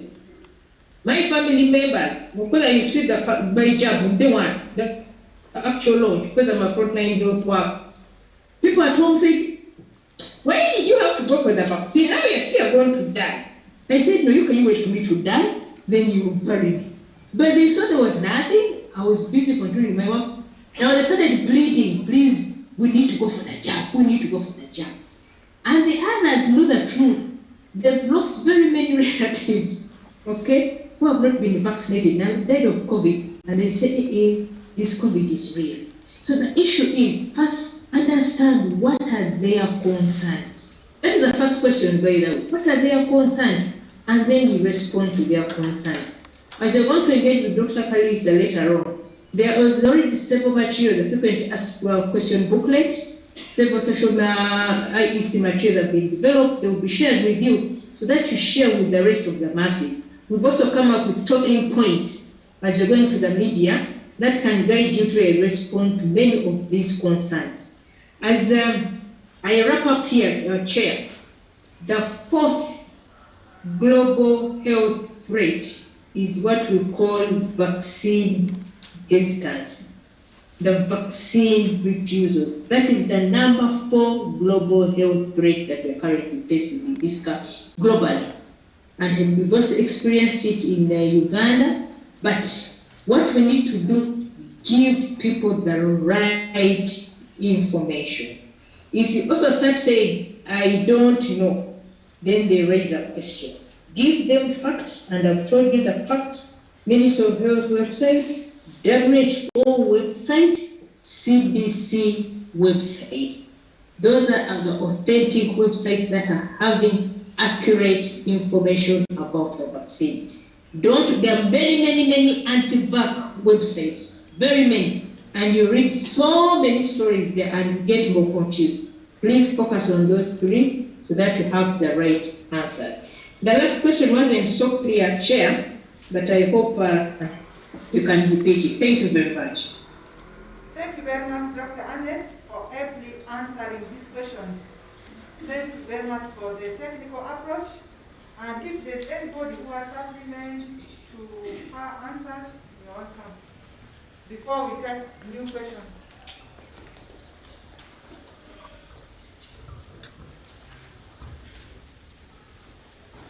Thank you very much, Dr. Annette, for explaining the issue of whether I need to be tested before I get vaccinated. And also there was that fear that I get vaccinated and I die. And it is not true. Vaccines don't kill. If you understand the science of vaccine, the vaccine is like, somebody told us an analogy. When you have a lion with the cubs and lioness with the cubs, they try to train their cubs on how to hunt in the future, so they can put their harmless kind of small animal so that they play with it. It's the same thing with the vaccines. They are not live. It is not something which is live that is put in my body that it is going to affect my body. What happens, it is training your system to learn how to fight when the real thing comes. Salt can't kill you. When you die of another condition maybe you had, but not the vaccine which kills you. So we need to be very clear about that. And also, secondly, there was on the question which was asked, how can I convince my relatives of vaccination? Once you yourself you are convinced that they are safe and they are efficacious, they work, I think you can convince them. We have had the process through which the vaccines go through before they come to Uganda. And they have proved that they work and they are efficacious. So if you are convinced of that, you are going to convince them. Secondly, doctor has told us, me, if I have a question to ask, like the ones we are asking, do I need to go to be tested? I go to the website of WHO. All these questions are there, they are explained. You go to that website and ask that question, and you will get an answer. Go to the website of Center for Disease Control, and you will have an answer. Go to the website of, we had also maybe the Ministry of Health. So these answers are there. So if you go to the social media portal where they will have disinformation and misinformation, you are likely to give misinformation and disinformation to your family members, or to your colleagues, or to your community members, and it is not ever going to be helpful. So those two things are very, very important. Yeah, I think for now, that's what I thought was. And what are we contributing? I mean, what are the sisters contributing? I know Sister Lydia will add to this. We are the people with a difference. We are people with a difference. We are people who have a vocation. We are called to be religious with a certain specific vocation. We are called upon to be like Jesus, to follow Jesus and follow his teachings, to be the salt of the world and the light of the world. And we understand that. And we cannot be cowards because we can't lead by going behind. We have the responsibility to look for the truth and teach the truth and follow the truth. That's why we want to be different. We are called to work in solidarity to promote the common good. That's what social justice teaches us as believers. Solidarity means that even the World Health Organization has asked for solidarity. Solidarity means that we come together to confront a common, to promote a common good. For example, the good of health. We work together globally, locally, and also everywhere. And working together, solidarity means we collaborate. So that's why this campaign has been formed. To collaborate, to communicate the truth, to coordinate, collaboration, coordination, cooperation, so that we cooperate with all the stakeholders, the ministry, the WHO. These are the essences of solidarity in the Catholic Church. And also, it means that in solidarity, we have a common cause. We understand people who work in solidarity.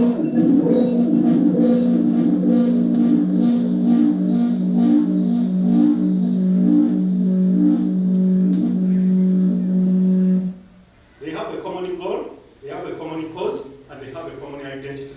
For us, we have a common identity. We are religious, we are people of faith, and we want to take that. So we are going to work with that courage and make sure that we reach our aim. Thank you.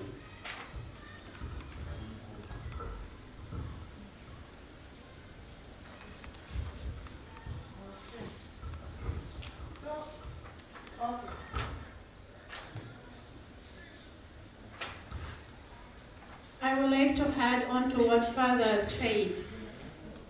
People may think, or we may think that we are not contributing much because a lot is already going on. But we are contributing the bit that we are able to. We know that we relate with so many people and we are trusted as consecrated men and women. And we are involved in many of the social activities. For instance, we have schools that are managed by consecrated persons. And so we need to take upon us to encourage parents, to encourage learners. We are aware of the situation in this country. 2 years down the road, we have not had children or learners in schools. So we are taking this upon ourselves so that together we may boost each other in the uptake of the vaccine. Also, we are learning all that we listened to today from Dr. Annette and even from UISG, from Sister Jen. Each moment is a moment of learning, and I'm sure all of us who participated today will not leave this place the same. And this is COVID-19 that we are talking about, and no one is an exception when it comes to fighting for common good and to be healthy. So we may contribute little, but we are making our contribution. And the gift of presence of consecrated life and the church, and in this case, the church is reaching to the grassroots. This is our contribution to humanity as consecrated persons. Thank you.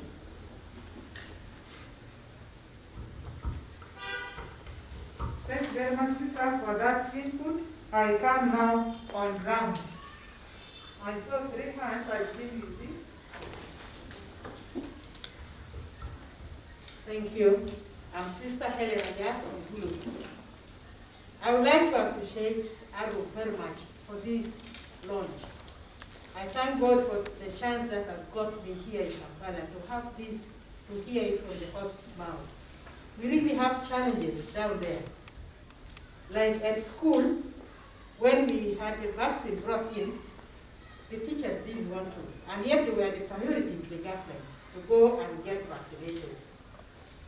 So I had to take a chance as the head teacher of the school, and they were ready to see me die in a few weeks. But they were surprised that I'm still living. And with that, it pushed a number of them to go and vaccinate. But not all, because they have this reason.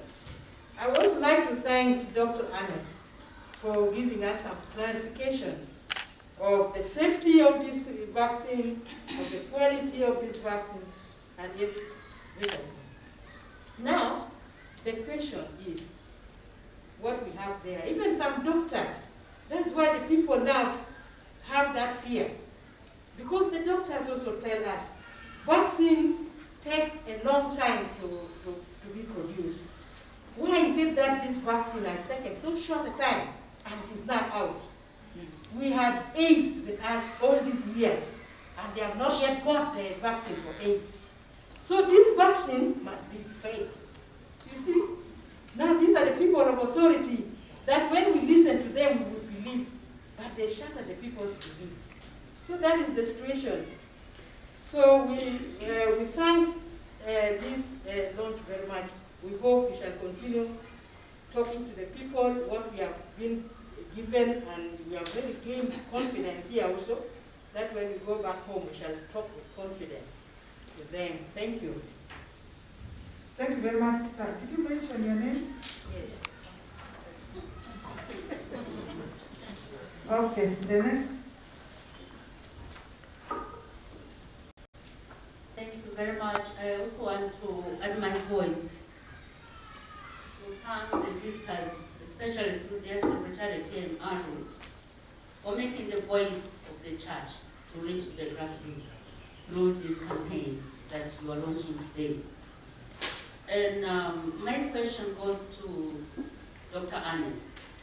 In her conclusion, as she was responding to the questions, she said, give people the right information. And our experience has been that actually the health workers who have the right information, some of them have not been vaccinated.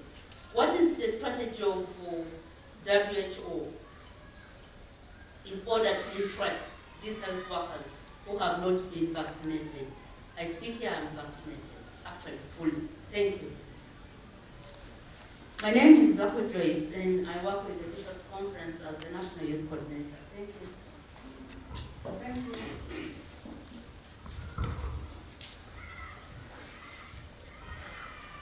Thank you very much. I'm Sister Agnes Brichiru. I would like to appreciate this program. In fact, I was a bit lazy to come, but this sister standing next to me said, please come. You're going to benefit a lot. And indeed, I'm going to benefit. Not to take long, I would like to ask Dr. Anne about this issue.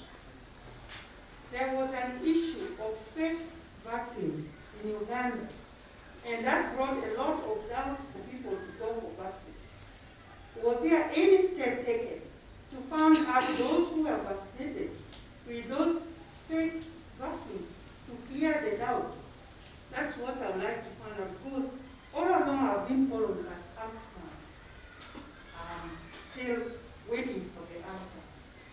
Thank you. Thank you. Any other question? If not, we can first answer those ones. And Dr. Annette, the questions have been again directed to you. Okay. And one more. We take one more.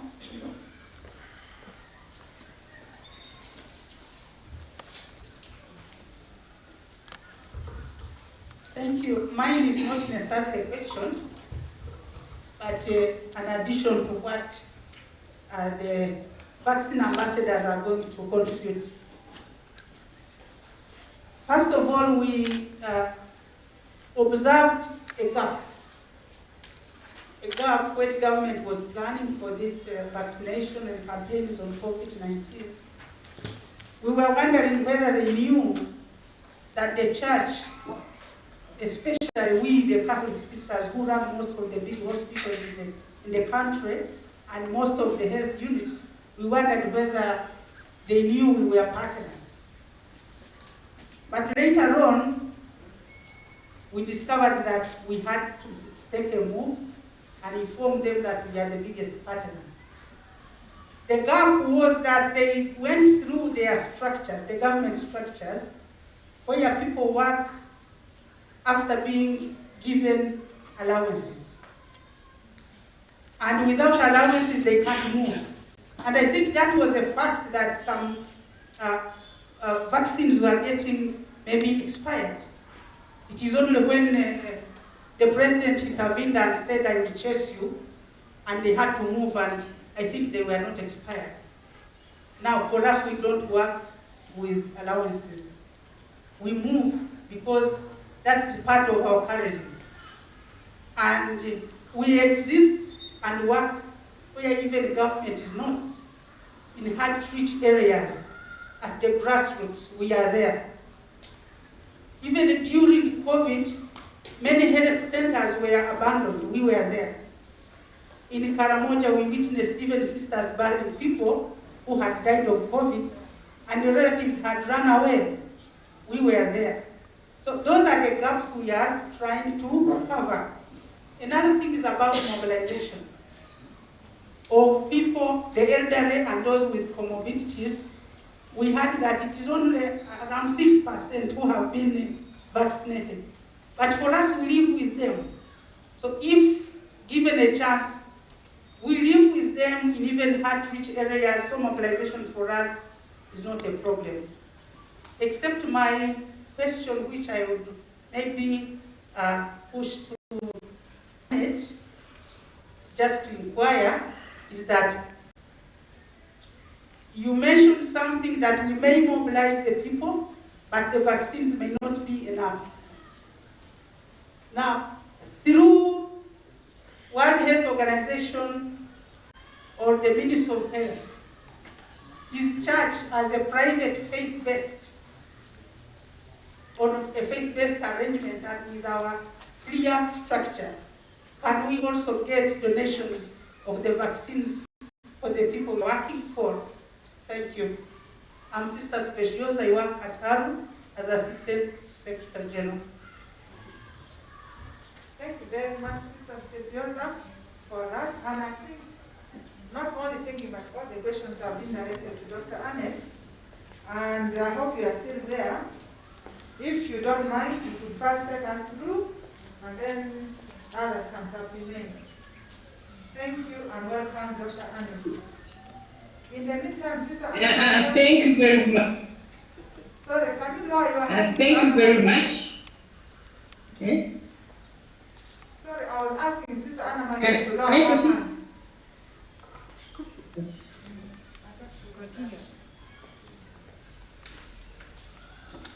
Go ahead, Dr. Ahmed. Okay. I can continue since Sister Anna Maria is not saying anything. It's okay, go ahead. Please continue. Okay. All right, thank you very much. And I think I picked 3 questions from that session. The first one is about the health workers. What have we done to ensure that they accept the vaccine? Now, at the very beginning, as I mentioned, that little did we know that the uptake, people would have several questions, because we thought, I'm bringing this plate of food in front of you, I know you are hungry, you're going to eat it, but somehow the person will not accept the food. Yeah, then you start asking yourself questions, why? So now the missing link at the very beginning was basically to have that deep dive discussions with the health workers. And the main question was, in less than a year, these vaccines have come on board. Yet with the HIV vaccine, is there a shortcut in the processes of the clinical trials? So of course we had to bring in now a further deep dive discussion.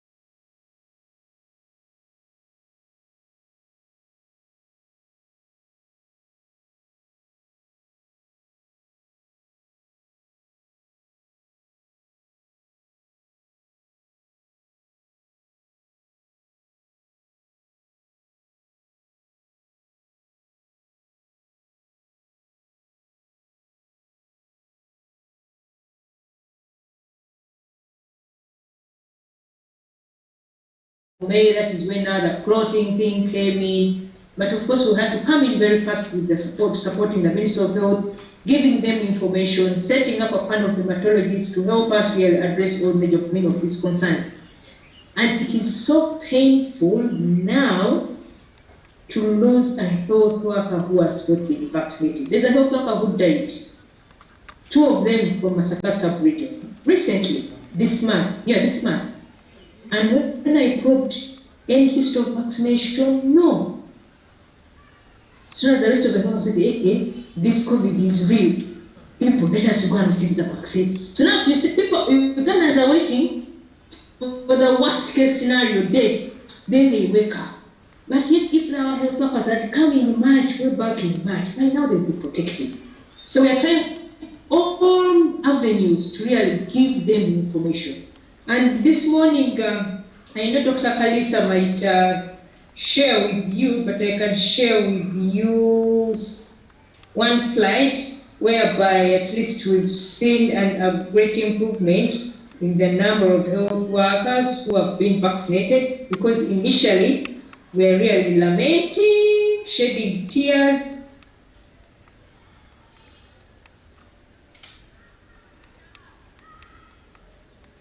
So, are you seeing my slide?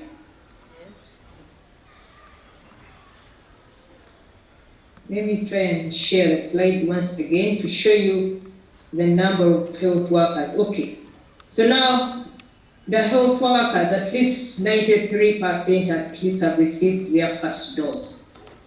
We are trying to improve, okay, but only 47% have actually received their second. This course now, very many of them have started now accepting the vaccine. That's why there is this delayed uptake of the vaccine. But we know by next month, the majority of these who have received at least their first dose should have received all their second doses. Now, those pockets that are remaining, we are continuing to engage them and to use even real-life experiences so that they can start accepting the vaccines. So several approaches have been put in place. Now, second, the fake vaccines. Two responses here. One, it's already a court case being managed by the President's office, and I think you've seen those workers they are arrested. But two, all those people who they were mentioned, they were told that if you got a vaccine from this point X where they found the fake vaccines, have been told to go to the designated vaccination service points.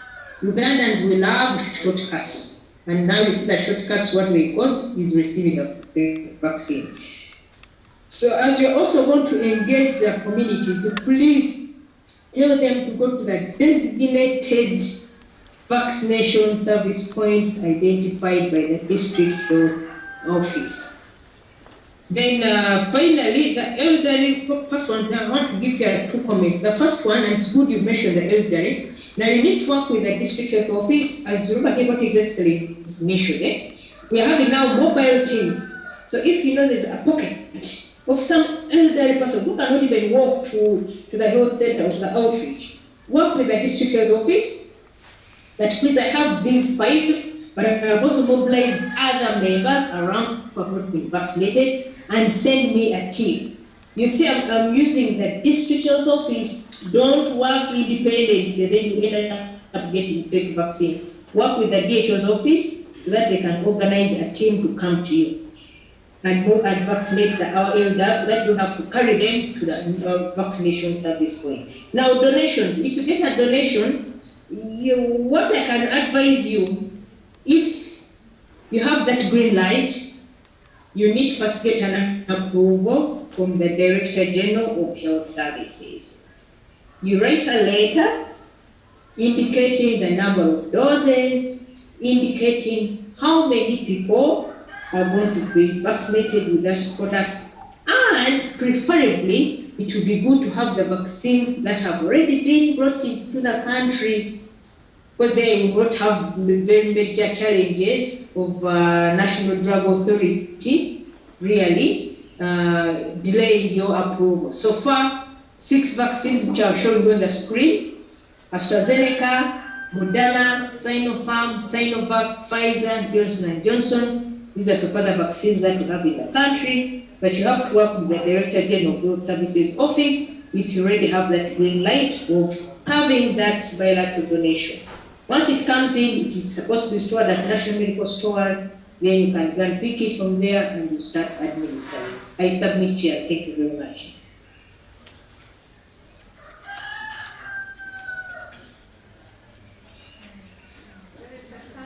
Okay, there are more hands. Let us take. What would like to supplement? Yes. We're supposed to be wrapping up now.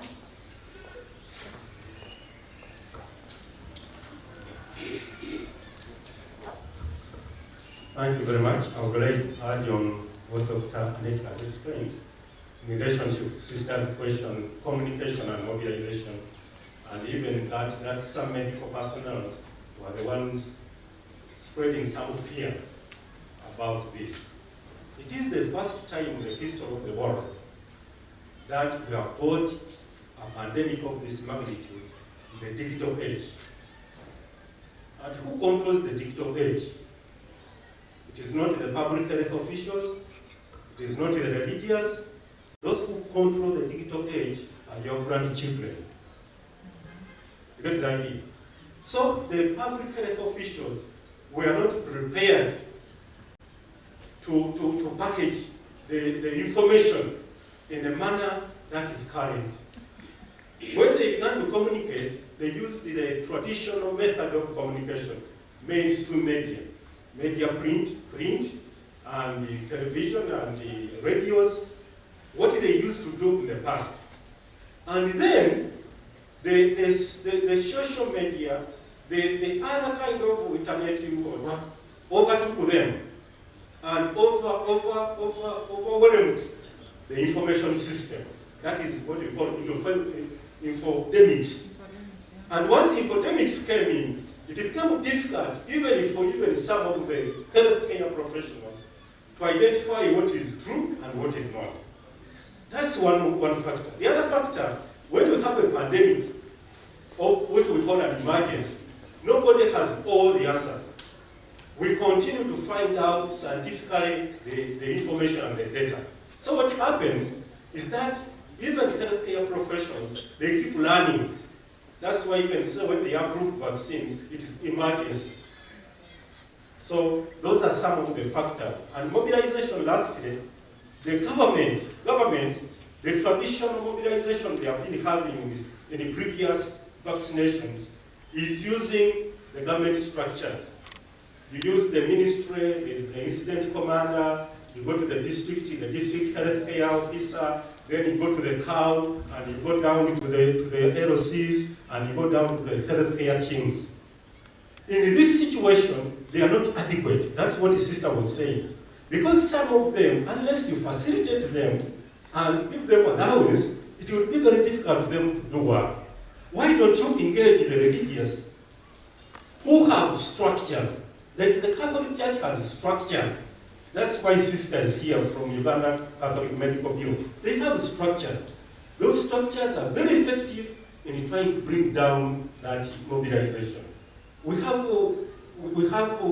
so these communities, that kind of structures. That's what I wanted to emphasize. And now we are coming on board so that we can tap into these structures and then link them to government efforts. Thank you very much.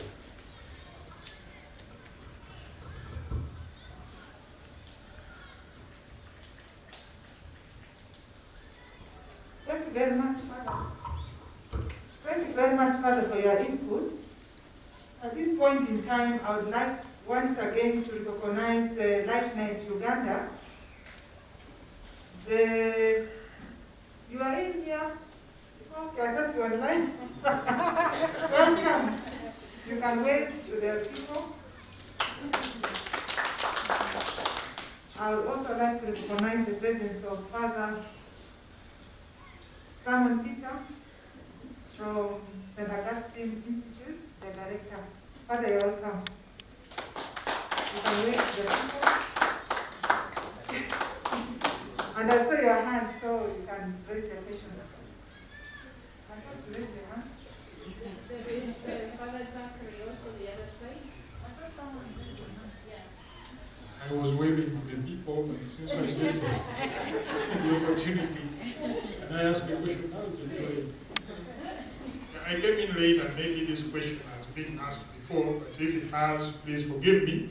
But I wanted to know if someone has been vaccinated 2 times, been told that the vaccine is not for life, after what interval should I go for the next vaccination? Thank you.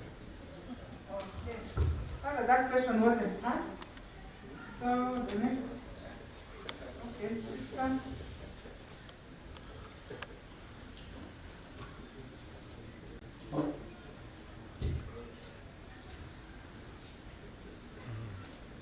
Thank you, first of all, to the Secretariat, ARO, with the partnership of the district. This is a very good move, and we really appreciate it. The one question that I have is, as we all know, schools have been closed for a long period now, and hopefully by January, when schools open, we've got teachers, we've got the learners who are being pushed to get the vaccine. Now, in the process for one to get vaccinated, we've seen that the national identity card is required, but not everyone has got this national identity card. And now my question is, what other strategies are there to take care of those who do not have the national identity card, such that they can also get the vaccine? Thank you. Thank you, sister. We shall have only 2 people, one on ground, another one online. Thank you very much. My name is Father Zachary Ngiricho, a Jesuit at Stable House. I've been working in Gulu. First and foremost to my gratitude to the ARU and my brother Charles Chirupia for this work well done.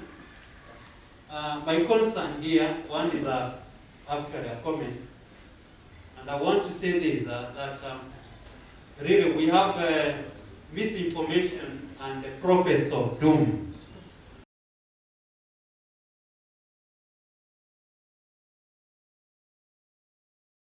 I would like to mention out here, and I appreciate that Dr. Annette really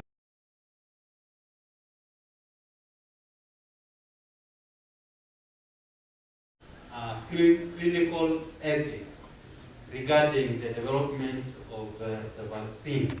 How has the vaccine been developed? Have we been using stem cells and the like?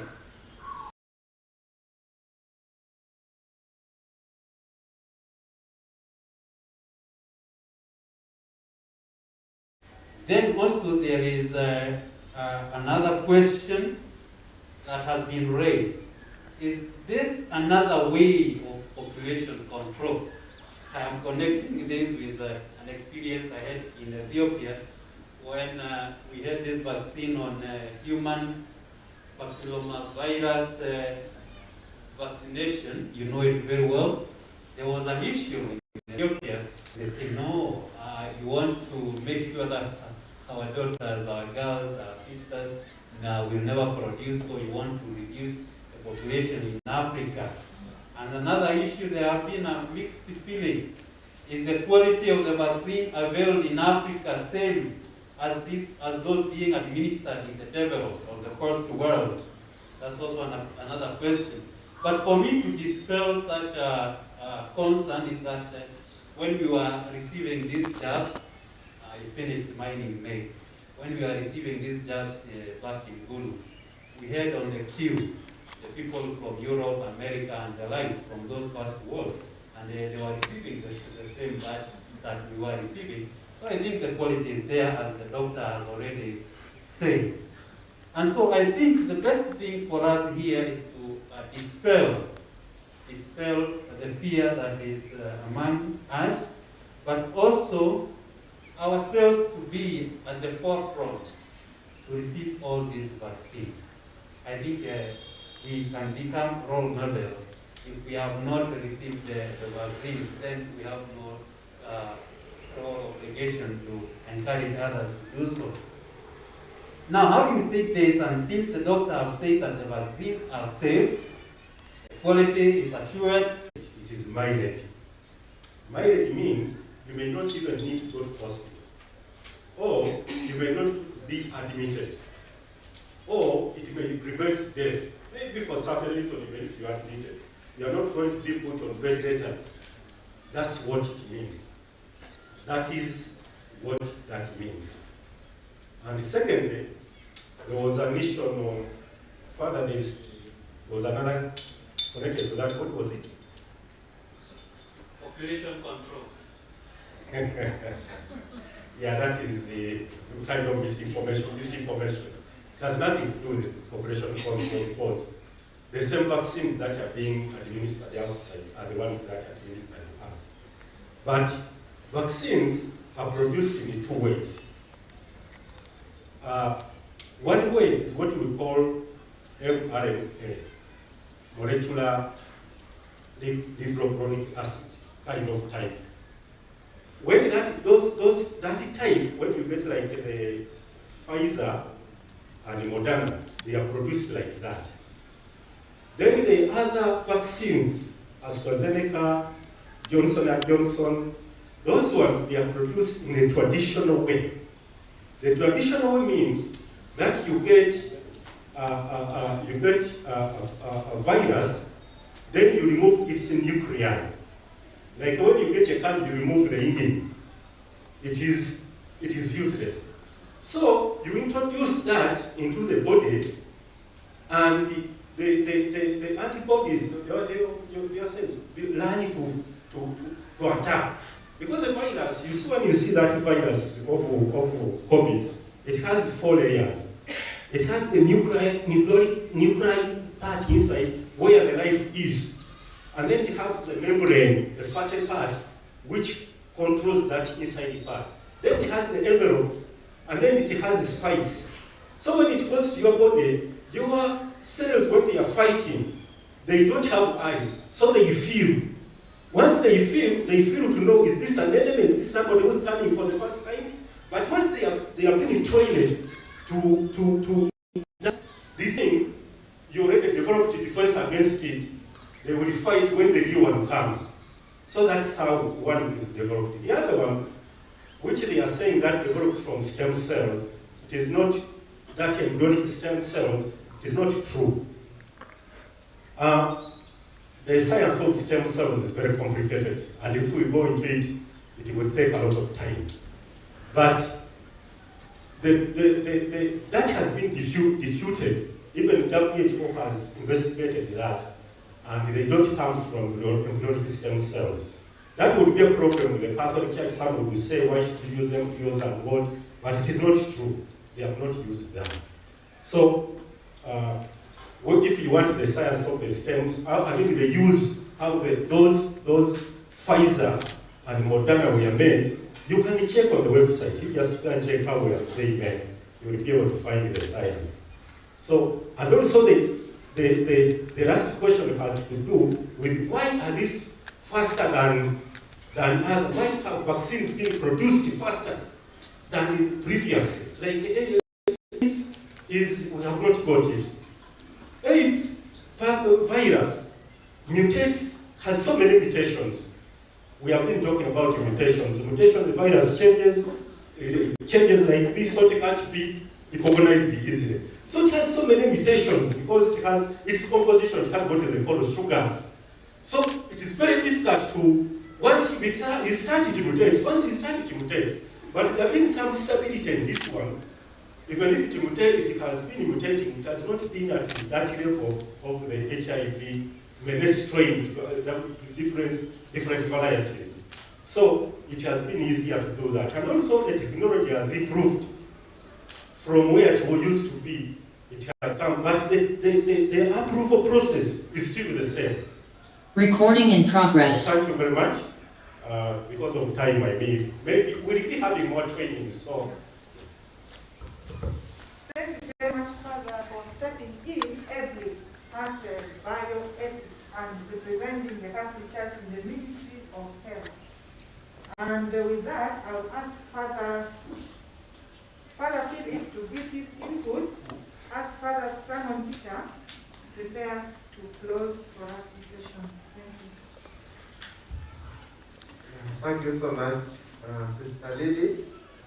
I'm Father Philip Ode, and I'm the National Coordinator for Communications, Uganda for Conference.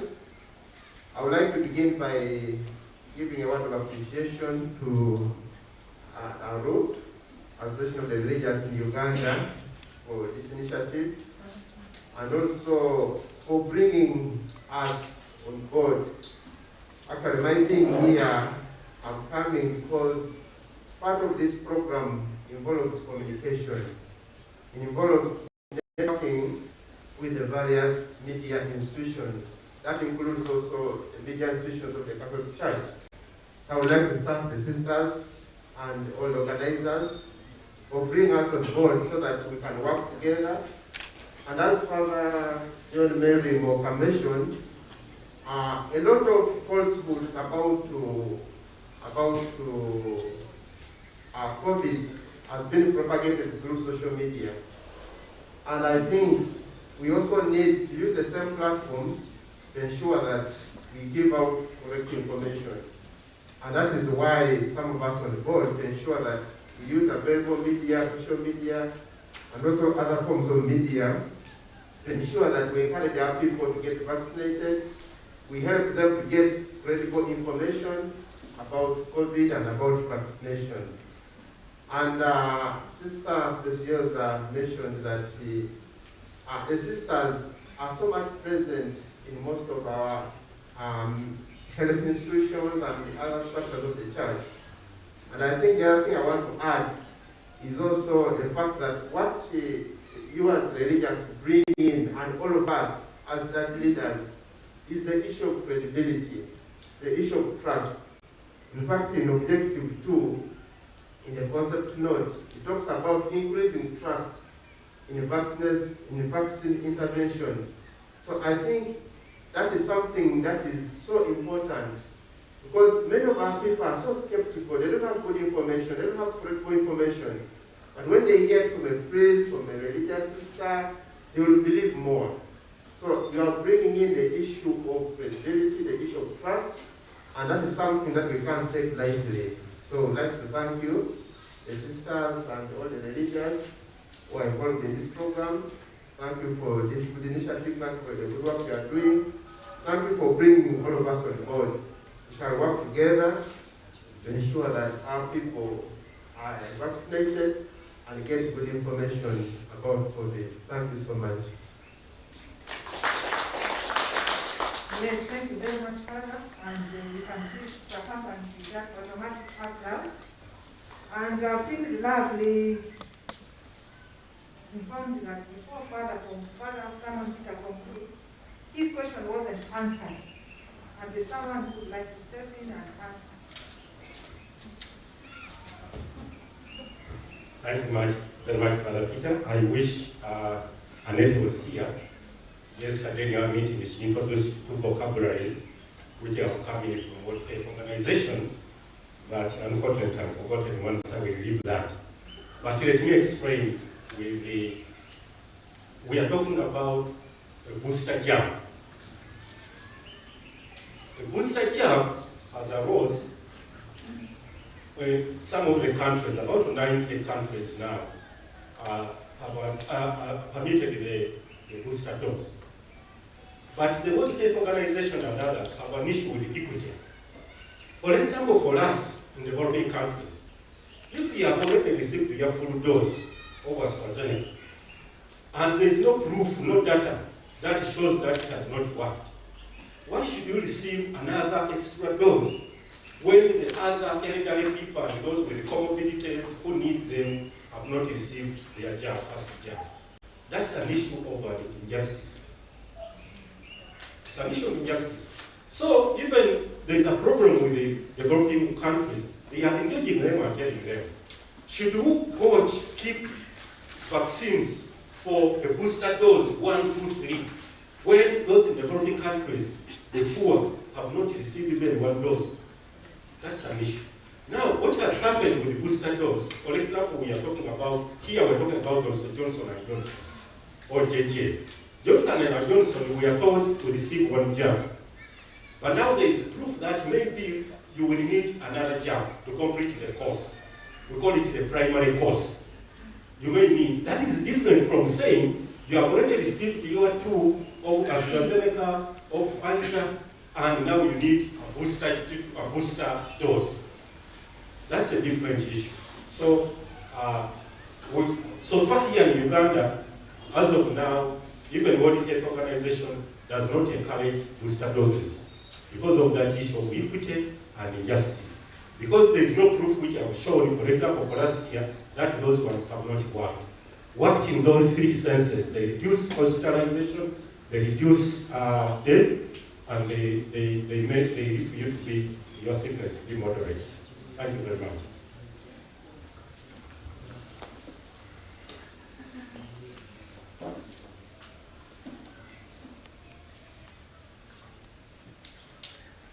Thank you very much. Thank you, Father, for stepping in. If there's no any other burning question or urgent one, I request Father to conclude. Somebody would like to It's not a comment? question, Okay. but sister behind here asked, talked about the fact that the question of identification is a problem. I think I want to say that any form of identification is accepted at the vaccination site. If you don't have your national ID, you can go with your any kind of identification. Your ID from your office, your driving permit, or any kind of identification is accepted. So As for the LC letter? Yeah, any kind of identification.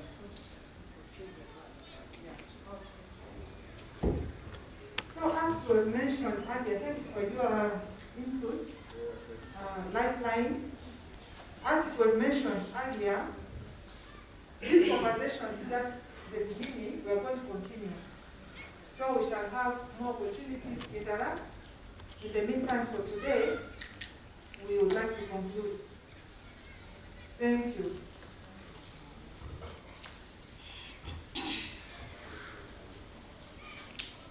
In the name of the Father, and of the Son, and of the Holy Spirit. God, our loving Father, you are the source of life. We thank you for the gift of life. We thank you for the gift of your Son, who did not only bring us eternal life, but who cared for the sick and went about healing, and commissioned his church to continue his work of healing. We thank you for all the people who have contributed to the treating of this virus, this pandemic. People who have given their life, people who have cooperated in different ways to bring relief to those who are suffering. We thank you for this endeavor, which has been launched today, and for all those who have put in their effort in one way to start it going. We pray that you may grace it, you may bless it, you may help all those involved to cooperate, to bring relief, to bring love, to bring healing to the people they minister to. So that whatever we do may give glory to you and be beneficial to our brothers and sisters. We ask this through Christ our Lord. Amen.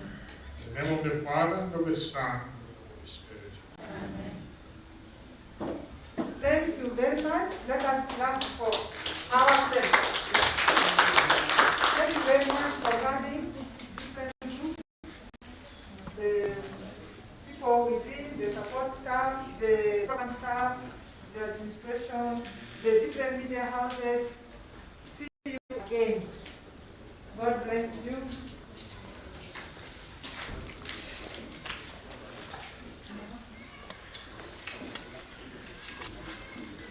We request that we descend down for some bottles of water down to the dining, please.